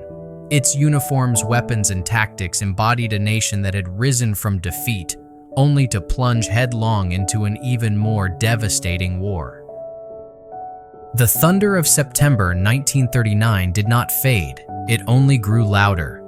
Germany's invasion of Poland ignited a conflict that would engulf every continent and draw millions into its orbit. Within months, the Wehrmacht's soldiers, once confined to drills and parades, were marching through Warsaw's ruined streets, sweeping across Denmark and Norway, and storming the Low Countries in a lightning campaign that stunned the world. Their field gray uniforms and dark steel helmets became the stark emblems of a war that would burn from the deserts of North Africa to the icy forests of Russia. A force for all climates. The sheer range of environments demanded unprecedented adaptability. Uniforms and equipment evolved as the army fought in climates as different as the Sahara and the Arctic tundra. For the Africa Corps, led by the brilliant and charismatic General Erwin Rommel, the desert sun was as deadly as enemy fire. Soldiers traded heavy wool for lightweight sand-colored cotton tunics and trousers. Their Stahlhelme were often fitted with cloth covers in pale khaki to reflect heat, while wide-brimmed tropical caps shaded their faces. Scarves and goggles protected against scorching winds and blinding sandstorms. Photographs from 1941 show men crouched beside panzer tanks, the tan fabric of their uniforms nearly indistinguishable from the dunes behind them. Far to the east, the Eastern Front presented the opposite challenge. There, winter descended with a ferocity that mocked even the best preparation. Soldiers endured temperatures that plunged to 40 degrees Celsius, where a spilled canteen froze in seconds and rifles ice solid if not constantly cleaned. The standard field gray wool tunic proved insufficient, and soldiers improvised with layers of sweaters, sheepskin coats, and fur-lined hats. Camouflage smocks patterned in whites and grays helped them disappear into the snow. Some units received padded winter uniforms copied from captured Soviet designs, thick quilted jackets, and felt boots, but shortages meant many men shivered in inadequate gear. Survivors of the 1941-42 winter at Moscow recalled that the cold turned breath to needles and made every movement an agony. Camouflage and specialization. The relentless demands of war accelerated the use of camouflage. The Waffen-SS, infamous for both their fanaticism and battlefield effectiveness, pioneered distinctive patterned smocks and helmet covers that broke up the human silhouette in forests and fields. Patterns like Platanenmuster and Eichenlaubmuster maple leaf and oak leaf designs became precursors of modern camo. Elite units such as paratroopers and panzer grenadiers adopted these innovations quickly, giving them a deadly advantage in ambush and reconnaissance. Specialized troops required specialized gear. Paratroopers of the Fallschirmjäger wore unique jump smocks with reinforced knees and a shorter round-edged helmet to prevent snagging on parachute lines. Mountain divisions trained for alpine warfare sported Edelweiss insignia and carried ice axes alongside rifles. Engineers and sappers hauled demolition charges, wire cutters, and flamethrowers. Even in the chaos of total war, German quartermasters worked to tailor equipment to every conceivable mission. Weapons of terror and efficiency. If the uniforms evolved for climate and camouflage, the weapons defined the Army's deadly reputation. The Karabiner 98K remained the infantryman's dependable companion, praised for its accuracy and ruggedness.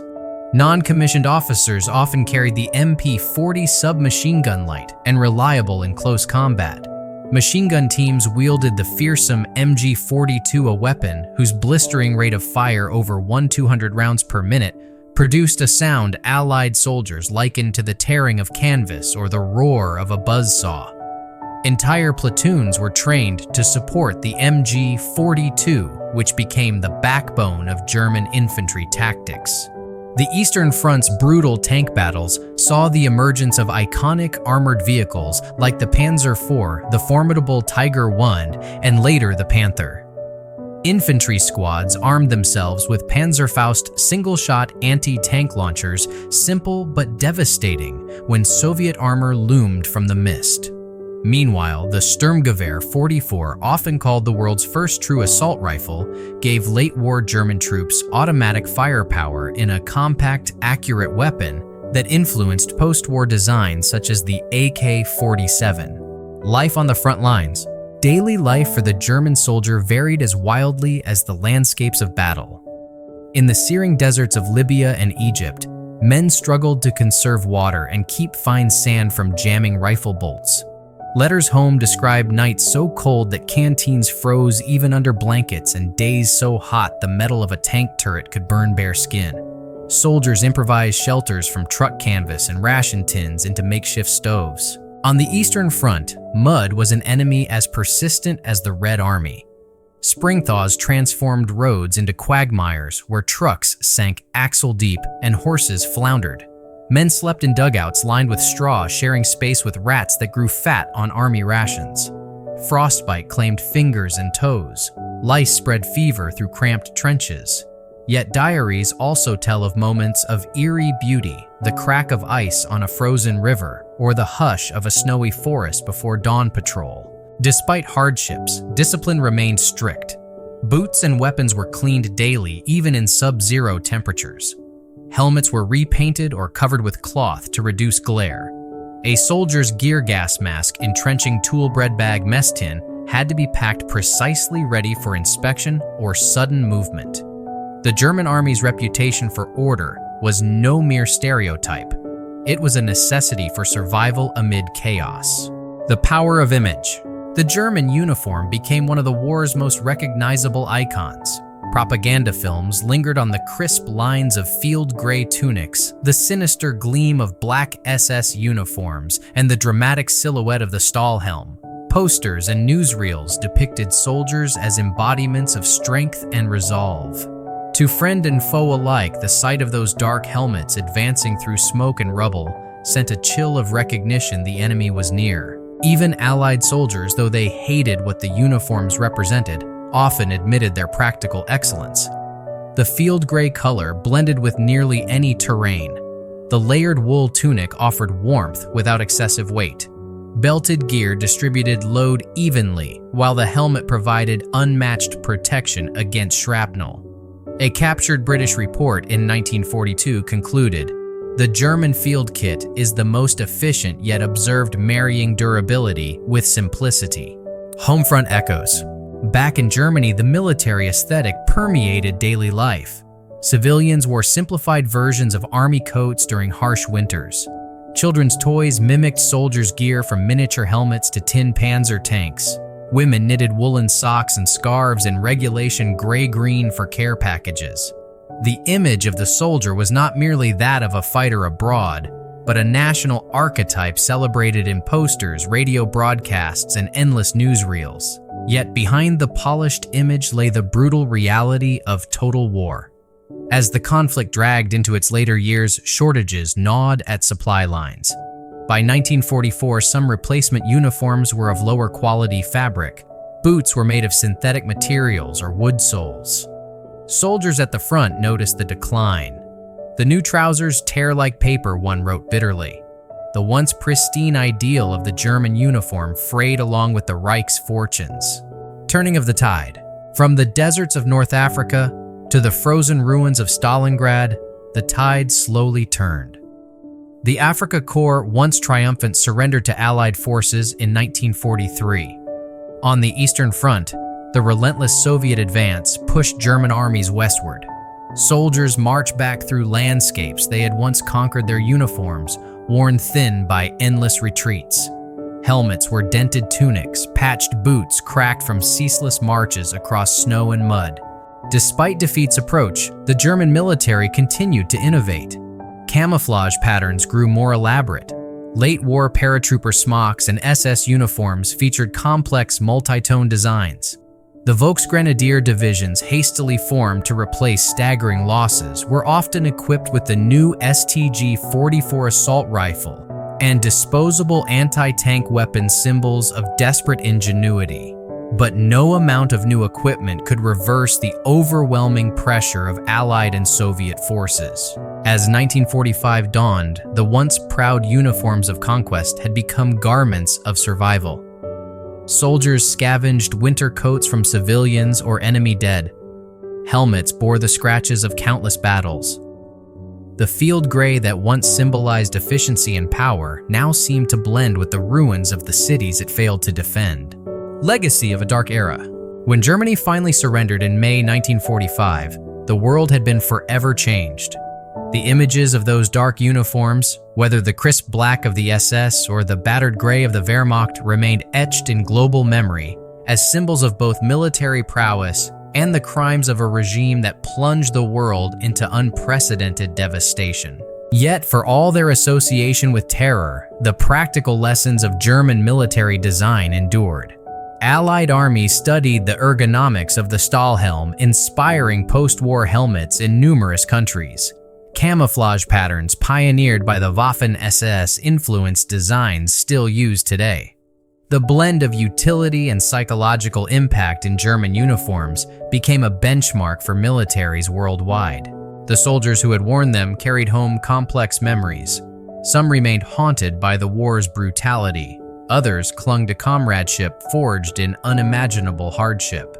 Their uniforms, patched, faded, or preserved in trunks, were relics of a conflict that reshaped nations and lives alike. From the scorching sands of Africa to the frozen forests of Russia, the German soldiers' appearance told a story of adaptation, resilience, and ultimately defeat.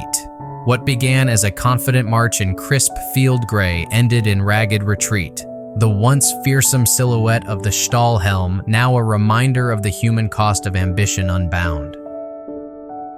The Second World War pushed the German arsenal to levels of sophistication and infamy that few nations had ever achieved. By the early 1940s, the Wehrmacht's engineers and tacticians had transformed warfare itself, fusing precision engineering with ruthless pragmatism. Their weapons and equipment became synonymous with both awe and dread, shaping the experience of battle on every front. Infantry weapons from tradition to breakthrough.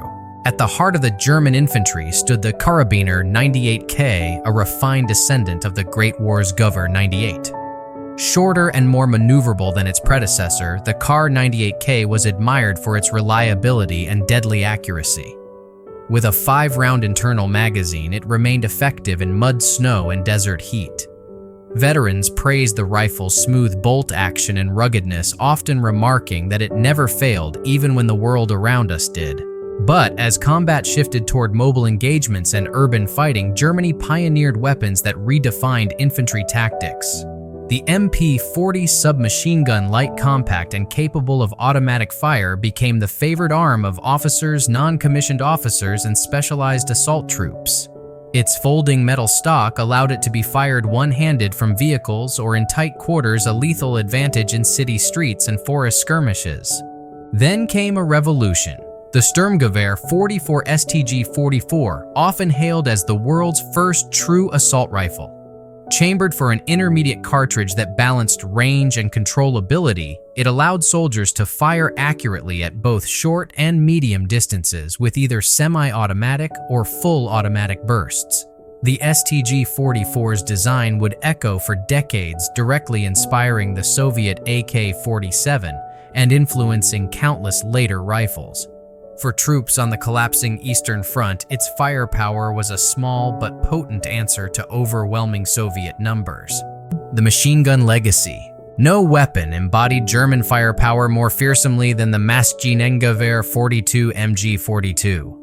Nicknamed Hitler's buzzsaw by Allied soldiers, the MG-42 could unleash up to 1,200 rounds per minute, its distinctive ripping sound striking terror long before bullets arrived. Infantry squads were built around the MG-42. Riflemen maneuvered to protect and feed ammunition to the gun team, turning each unit into a mobile firebase. Its simple design allowed rapid barrel changes, keeping the weapon in action, even during sustained firefights. Post-war militaries from NATO to the US adopted key features of the MG-42, a testament to its enduring influence. Earlier models like the MG-34 had already set high standards for versatility, functioning as both light and heavy machine guns. But the MG-42's stamped steel construction made it faster to produce and lighter to carry a critical advantage as Germany's industrial resources dwindled.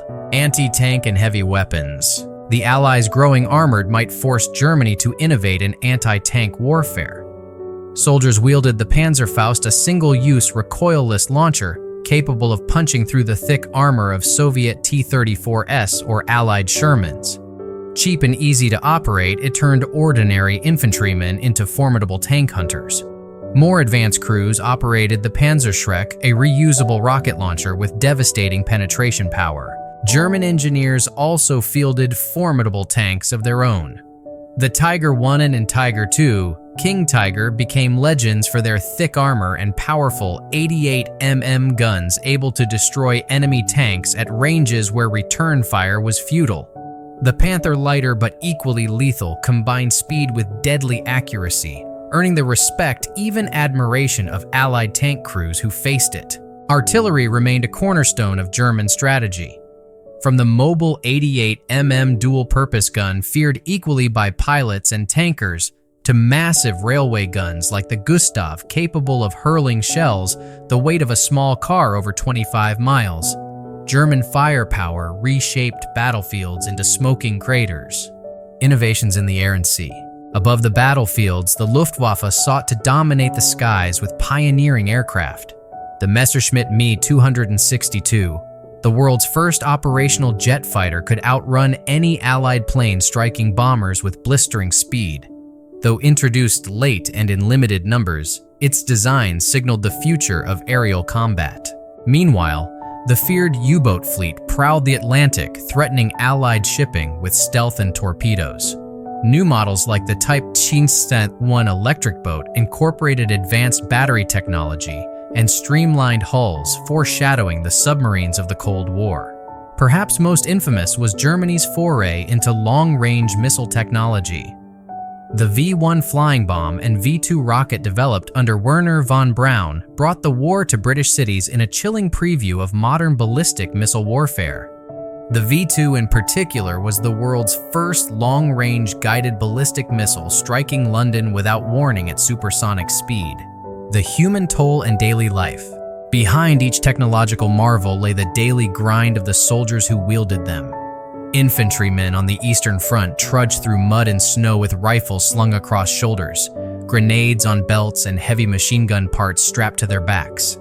A typical load might include the Kar 98K, a bayonet, several stick grenades, a gas mask and its metal canister, an entrenching tool-bread bag water bottle, and field rations, altogether weighing 25 to 30 kilograms. Maintenance was constant. MG-42 barrels had to be swapped after long bursts, rifle bolts cleaned nightly to prevent freezing, Panzerfaust warheads handled with caution in bitter cold. Soldiers developed rituals of care, knowing that a jammed weapon could mean death. "We cleaned the gun as though our lives were inside it," wrote one veteran of the Waffen-SS. Camaraderie often centered on these weapons. Squads named their machine guns decorated helmets with chalk drawings and shared tips for quick reloads or silent movement. Yet the same weapons also deepened the psychological burden. Veterans recalled the eerie mechanical scream of the MG-42 or the deafening roar of a Tiger's 88mm as sounds that haunted their sleep long after the war. Uniforms to match the arsenal. As firepower evolved, uniforms kept pace with the demands of modern combat. The M36 and M40 field tunics, made of field gray wool, provided durability and warmth while blending with European terrain.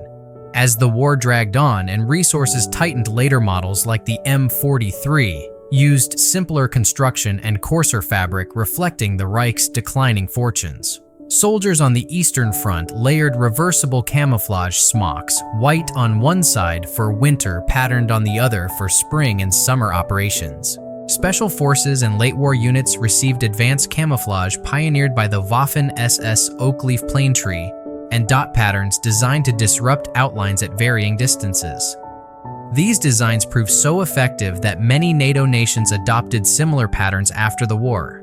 The Stahlhelm, ever present since World War I, remained central. The updated M42 helmet featured a simplified rim and faster manufacturing techniques, but kept the wide protective brim that saved countless lives. Some soldiers added chicken wire covers to hold foliage for field camouflage, giving the helmet a rough, thorny appearance in the hedgerows of Normandy. Propaganda and psychological impact. Nazi propaganda celebrated these weapons as proof of German genius and destiny. Newsreels showed Tiger tanks smashing enemy lines, V-2 rockets streaking skyward, and sleek Me-262 jets screaming past astonished Allied pilots. Posters glorified the miracle weapons Wunderwaffen that promised to turn the tide of war. For soldiers, these images provided fleeting hope, even as Allied bombing reduced German cities to rubble. Allied troops, meanwhile, regarded German weapons with a mix of respect and dread. British infantry manuals warned of the MG-42's distinctive ripping cloth sound. Soviet tank crews feared the long-range accuracy of the Tiger's 88. American paratroopers wrote that the sight of a single MG-42 nest could halt an entire advance, a legacy beyond 1945. Many of these innovations outlived the Third Reich. The STG-44 shaped the future of infantry rifles. The MG-42's design echoes in today's German MG-3 and even the American M60. Rocketry research laid the foundation for space exploration. Wernher von Braun's expertise would later fuel NASA's Apollo program. But the cost was staggering. Each technological breakthrough was built on forced labor, exploited resources, and a war of aggression that claimed tens of millions of lives. Survivors carried not just physical scars, but memories of weapons whose sounds and shadows lingered long after the guns fell silent. By 1945, as the Reich crumbled under Allied and Soviet assaults, the once awe-inspiring German arsenal became a symbol of desperate resistance. Soldiers clung to their rifles and Panzerfausts in ruined cities like Berlin, their uniforms ragged, but their discipline intact.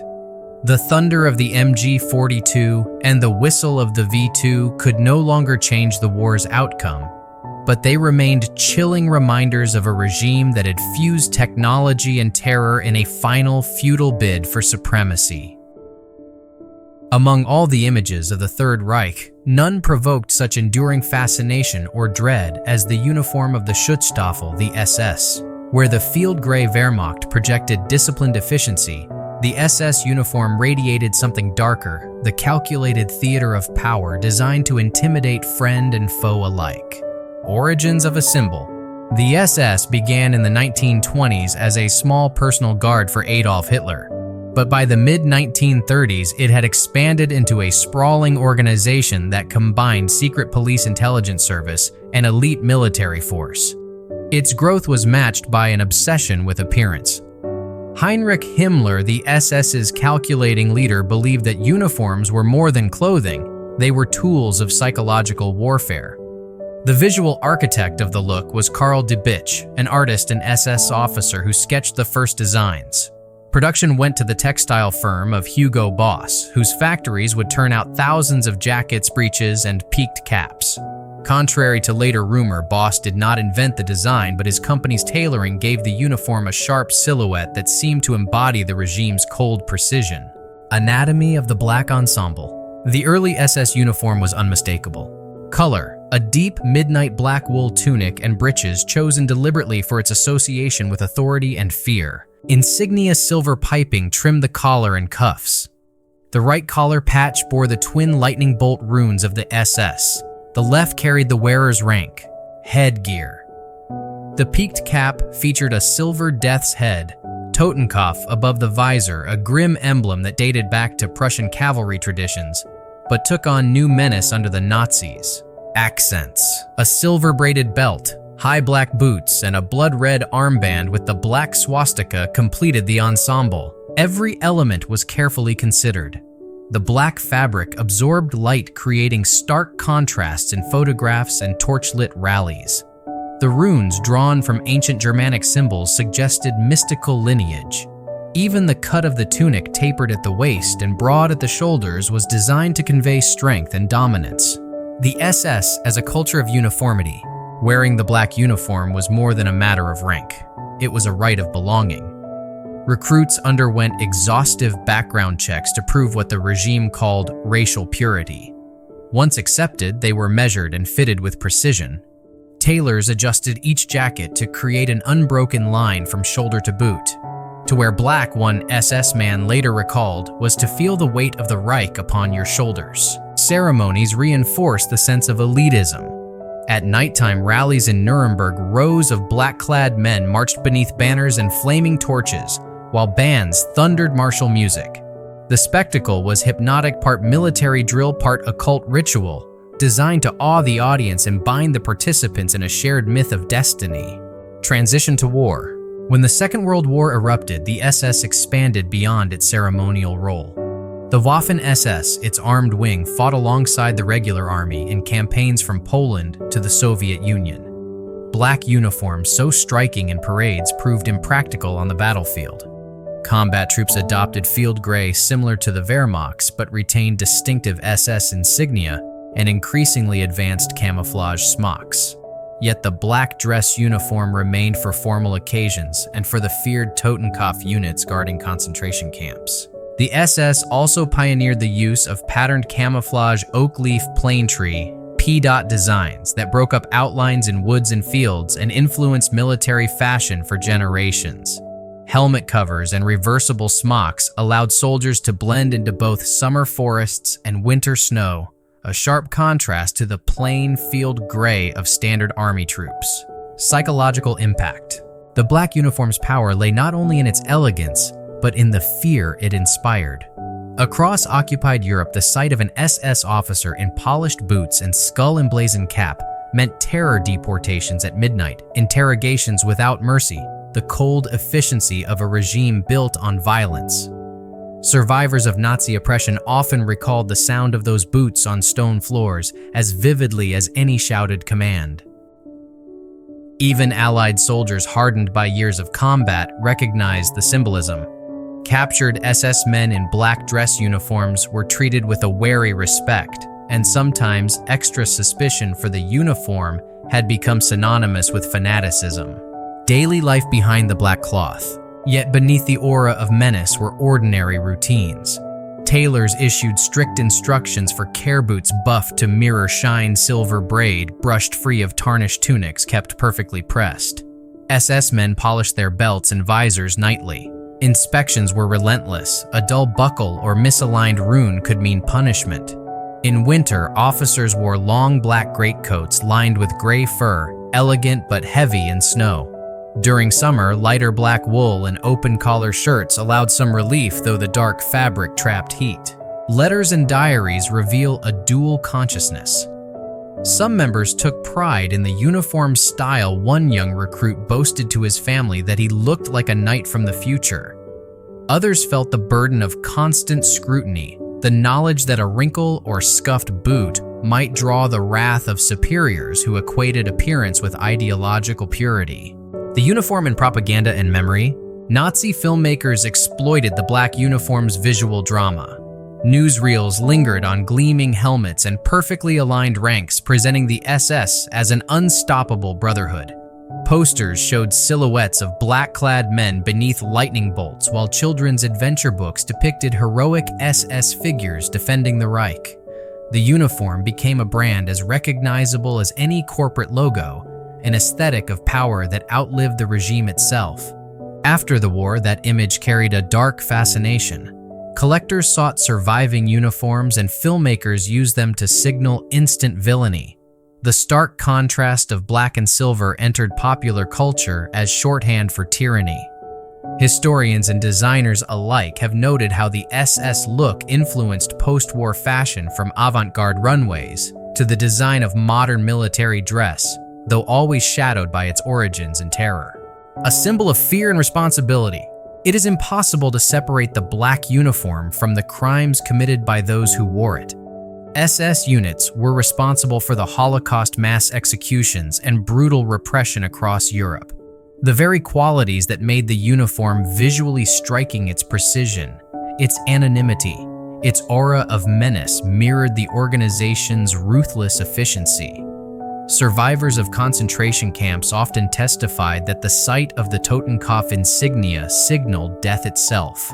When the Third Reich collapsed in 1945, many SS men tried to discard or hide their uniforms, aware that the garments had become evidence of guilt. Allied tribunals treated SS membership as participation in a criminal organization. Black tunics and caps were seized as war trophies, their once prized elegance now a mark of infamy. Legacy. Today, authentic SS uniforms lie behind glass in museums or rest in archival boxes, studied as artifacts of totalitarian aesthetics. Their sharp lines and dark hues still draw the eye, but they are displayed with sober context, reminders of how clothing can be weaponized, how design can serve oppression as surely as any rifle. The story of the Black SS uniform is thus more than a tale of military fashion. It is a lesson in the power and peril of symbols. What began as tailored wool and silver braid became an icon of fear, a visual language of control that outlasted the Reich itself. It warns that when appearance is fused with ideology, a uniform can become something far more than fabric. It can become a mask for humanity and a banner for inhuman deeds. The surrender of Nazi Germany in May 1945 shattered not only the Third Reich, but also the German identity that had been forged and reforged through decades of war. What followed was a new kind of battlefield, political, ideological, and symbolic, as the once unified nation split into West Germany, Federal Republic of Germany, and East Germany, German Democratic Republic. Each side, though sharing a language and a war-torn landscape, would chart a different military course. Their uniforms, equipment, and even the philosophies behind them reflected the growing tension of the Cold War. Demilitarization and a new beginning. In the immediate aftermath of World War II, Germany was thoroughly demilitarized. The Allied Control Council ordered the destruction of weapons, the disbanding of the Wehrmacht, and the dismantling of factories that had fueled the Nazi war machine. German soldiers returned home not to parades but to rubble, carrying memories of battle, and often only the ragged remnants of their uniforms. For a time, the image of the German soldier seemed destined for museums and history books. Yet, as the Cold War deepened, the strategic value of a divided Germany became impossible to ignore. By the early 1950s, the two German states began cautiously to rebuild armed forces, each shaped by the ideology of its patrons. The Bundeswehr, West Germany's citizen army. In 1955, a decade after defeat, West Germany joined NATO and created the Bundeswehr, or Federal Defense Force. This was not a revival of the old Prussian or Nazi military traditions, but an attempt at a completely new model, a citizen in uniform.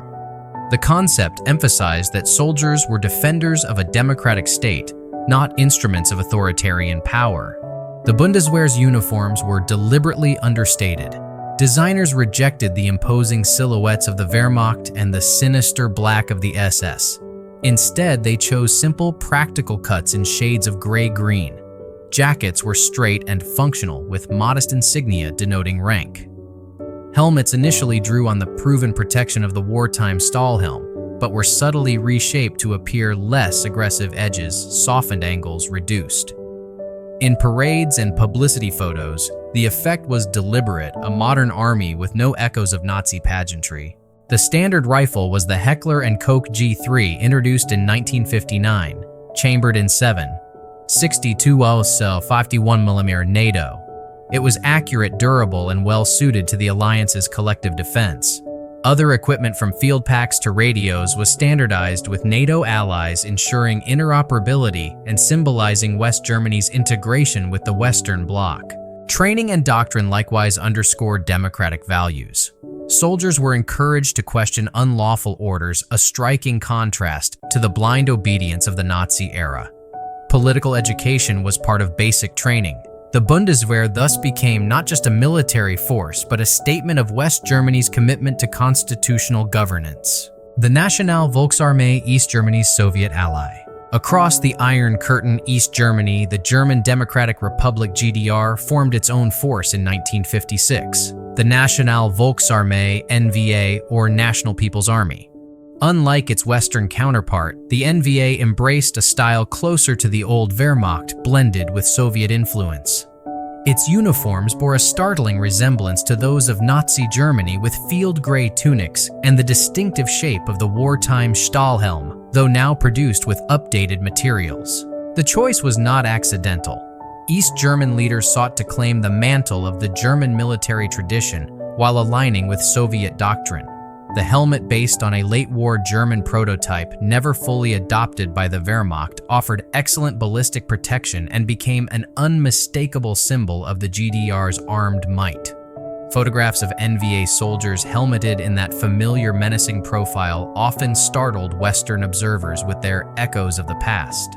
The NVA was equipped primarily with Soviet weapons. Early units used captured or leftover German arms like the Kar-98K and PPSH-41, but these were soon replaced by AK-47 and AKM rifles, the workhorses of the Warsaw Pact. Machine guns, mortars, and tanks all followed Soviet designs, ensuring seamless cooperation with Red Army forces stationed in East Germany. Service in the NVA was mandatory for young men, and the army became a pillar of the socialist state. Political indoctrination was intense, and loyalty to the ruling Socialist Unity Party was paramount. Parades through East Berlin showcased tight ranks of soldiers whose uniforms seemed to resurrect Germany's military past, even as they marched beneath red flags and Soviet-style banners. Life on opposite sides of the wall. Despite their opposing ideologies, everyday life for soldiers in the Bundeswehr and the NVA shared certain similarities. Both forces drilled rigorously, maintained meticulous discipline, and relied on the camaraderie that military service fosters. Yet their lived experiences reflected the divide. In the Bundeswehr, a conscript might spend weekends on leave with relative freedom, his uniform a symbol of civic duty rather than fear. Training emphasized defense cooperation with NATO allies and readiness for a potential Soviet invasion through the Fulda Gap. In the NVA, a conscript trained with the expectation of facing NATO across the same potential front. His gear was heavier, his political education constant, and his movements more restricted. Guarding the Berlin Wall gray helmet gleaming under searchlights, he stood as both a sentinel and a propaganda symbol for the East German regime. The Cold War aesthetic. The contrast between the two armies extended beyond doctrine into the realm of visual symbolism. West German soldiers wore uniforms designed to appear approachable and unmistakably modern. Parade dress favored neat but modest tailoring. Photographs often showed soldiers smiling, part of an intentional effort to reassure both the German public and Western allies that this was a force of defense, not conquest. East German soldiers in their steel gray tunics and sharp-cornered insignia projected a sterner image. The NVA parade formation's boots striking pavement in perfect unison evoked the iron discipline of earlier German armies, a message to both domestic audiences and NATO that the socialist state was vigilant and strong. Toward reunification. By the 1980s, both Germanys were deeply embedded in their respective alliances. The Bundeswehr maintained a professional NATO-integrated force of hundreds of thousands, armed with advanced tanks like the Leopard 2 and modernized aircraft. The NVA, though smaller, was considered one of the Warsaw Pact's best-trained armies equipped with Soviet T-72 tanks and MiG fighters. Yet winds of change were stirring. Peace movements in the West and mounting economic strain in the East signaled that the Cold War order might not last. When the Berlin Wall fell in 1989, it marked not only a political revolution, but the beginning of the end for the two separate German militaries. In 1990, Germany reunited. The NVA was formally dissolved, and its soldiers faced a choice: integrate into the Bundeswehr or return to civilian life. Most of the NVA's Soviet-style equipment was retired or sold, though some helmets and vehicles found second lives in other armies or in collectors' hands. Bundeswehr planners carefully restructured the armed forces to symbolize a unified democratic Germany. The modern German army would inherit NATO standards and the Bundeswehr's emphasis on the citizen in uniform, leaving behind the echoes of Prussian militarism and totalitarianism. Legacy of division. Today, the legacy of those decades of division can still be read in the artifacts of uniform and equipment. Museums in Berlin and Dresden display the NVA's distinctive helmets alongside NATO standard Bundeswehr gear, telling a story of two armies that once faced each other across a fortified border. Veterans on both sides recall the tension of those years, the endless drills, the watchful patrols, and the strange kinship felt toward fellow Germans who wore different colors, but shared the same language and heritage. The contrast remains striking. West Germany's Bundeswehr uniforms spoke of restraint, democracy, and integration with the West. East Germany's NVA uniforms carried the visual DNA of the Wehrmacht and the Soviet Union, a dual inheritance that reflected the uneasy marriage of German tradition and communist ideology.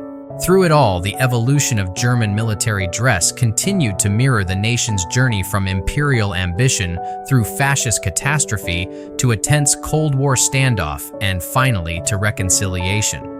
The soldiers who once faced each other across minefields and watchtowers now share a single army, their differing uniforms preserved as reminders of how history can divide and ultimately reunite a people. When the Berlin Wall fell in November 1989, the echo of cheering crowds carried more than the sound of political change. It signaled the final transformation of the German soldier. Within a year, the German Democratic Republic ceased to exist, and East and West Germany reunified. The task of merging two very different armed forces became both a practical challenge and a symbolic milestone, shaping the modern Bundeswehr into a military designed not for conquest, but for the defense of a democratic nation. Merging two armies. The process of integration in 1990 was delicate. The West German Bundeswehr, steeped in NATO standards and democratic oversight, absorbed portions of the East German National, Volksarmee NVA. Many former NVA soldiers, highly trained but schooled in a socialist system, chose to leave military life altogether. Others were evaluated carefully before being accepted into the new unified Bundeswehr. Soviet-supplied weapons and vehicles were largely retired or sold, while some equipment like transport trucks and small arms served temporarily before being phased out. Uniforms presented a particularly visible challenge. The NVA's steel-gray tunics and distinctive helmets evoked both Soviet design and echoes of the old Wehrmacht. These were quickly replaced by West German patterns to create a cohesive, unmistakably democratic force. The guiding principle was clear: the new Germany would maintain no visual link to the militarism of its past. A modern soldier's kit. By the mid-1990s, the Bundeswehr introduced updated uniforms that embodied functionality and international cooperation. Combat dress troops donned the Flecktarn camouflage pattern, a mottled mix of greens, browns, and black, designed for Central European forests. Its effectiveness and visual uniqueness soon made it a NATO favorite, influencing camouflage designs around the world. Desert variants. As Germany began participating in overseas missions in the Balkans, Afghanistan, and Africa, desert, Flecktarn patterns appeared in tan and brown, paired with lightweight boots and breathable fabrics suited to arid climates. The classic Stahlhelm shape remained in spirit, but evolved in material. In 1992, the Bundeswehr adopted the Gefechtshelm M92, a ballistic composite helmet offering superior protection while retaining the familiar German profile, though with softer curves and a less menacing silhouette. Night vision mounts communication headsets and improved padding reflected the technological demands of a modern army. Weapons, too, marked a step into a new era. The reliable Heckler & Koch G3 standard since the 1950s gave way to the G36 assault rifle in 1997. Chambered in 5.56 Aus 45 mm NATO. The G36 was lighter with integrated optics and modular design for attachments such as grenade launchers or night sights. Sidearms like the P8 pistol and the MG3 machine gun, descended from the wartime MG42, completed the modern infantry arsenal. From defense to global engagement, the reunified Germany embraced a military philosophy focused on collective security and humanitarian missions rather than unilateral warfare.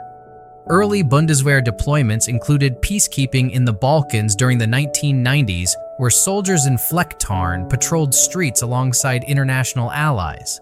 Later in Afghanistan, German troops operated in harsh deserts and rugged mountains, their desert camouflage and advanced helmets reflecting lessons from both NATO cooperation and Germany's own long history of adapting to varied climates. These missions required gear for extreme conditions, moisture-wicking underlayers for intense heat, advanced ballistic vests, and modular backpacks for long patrols.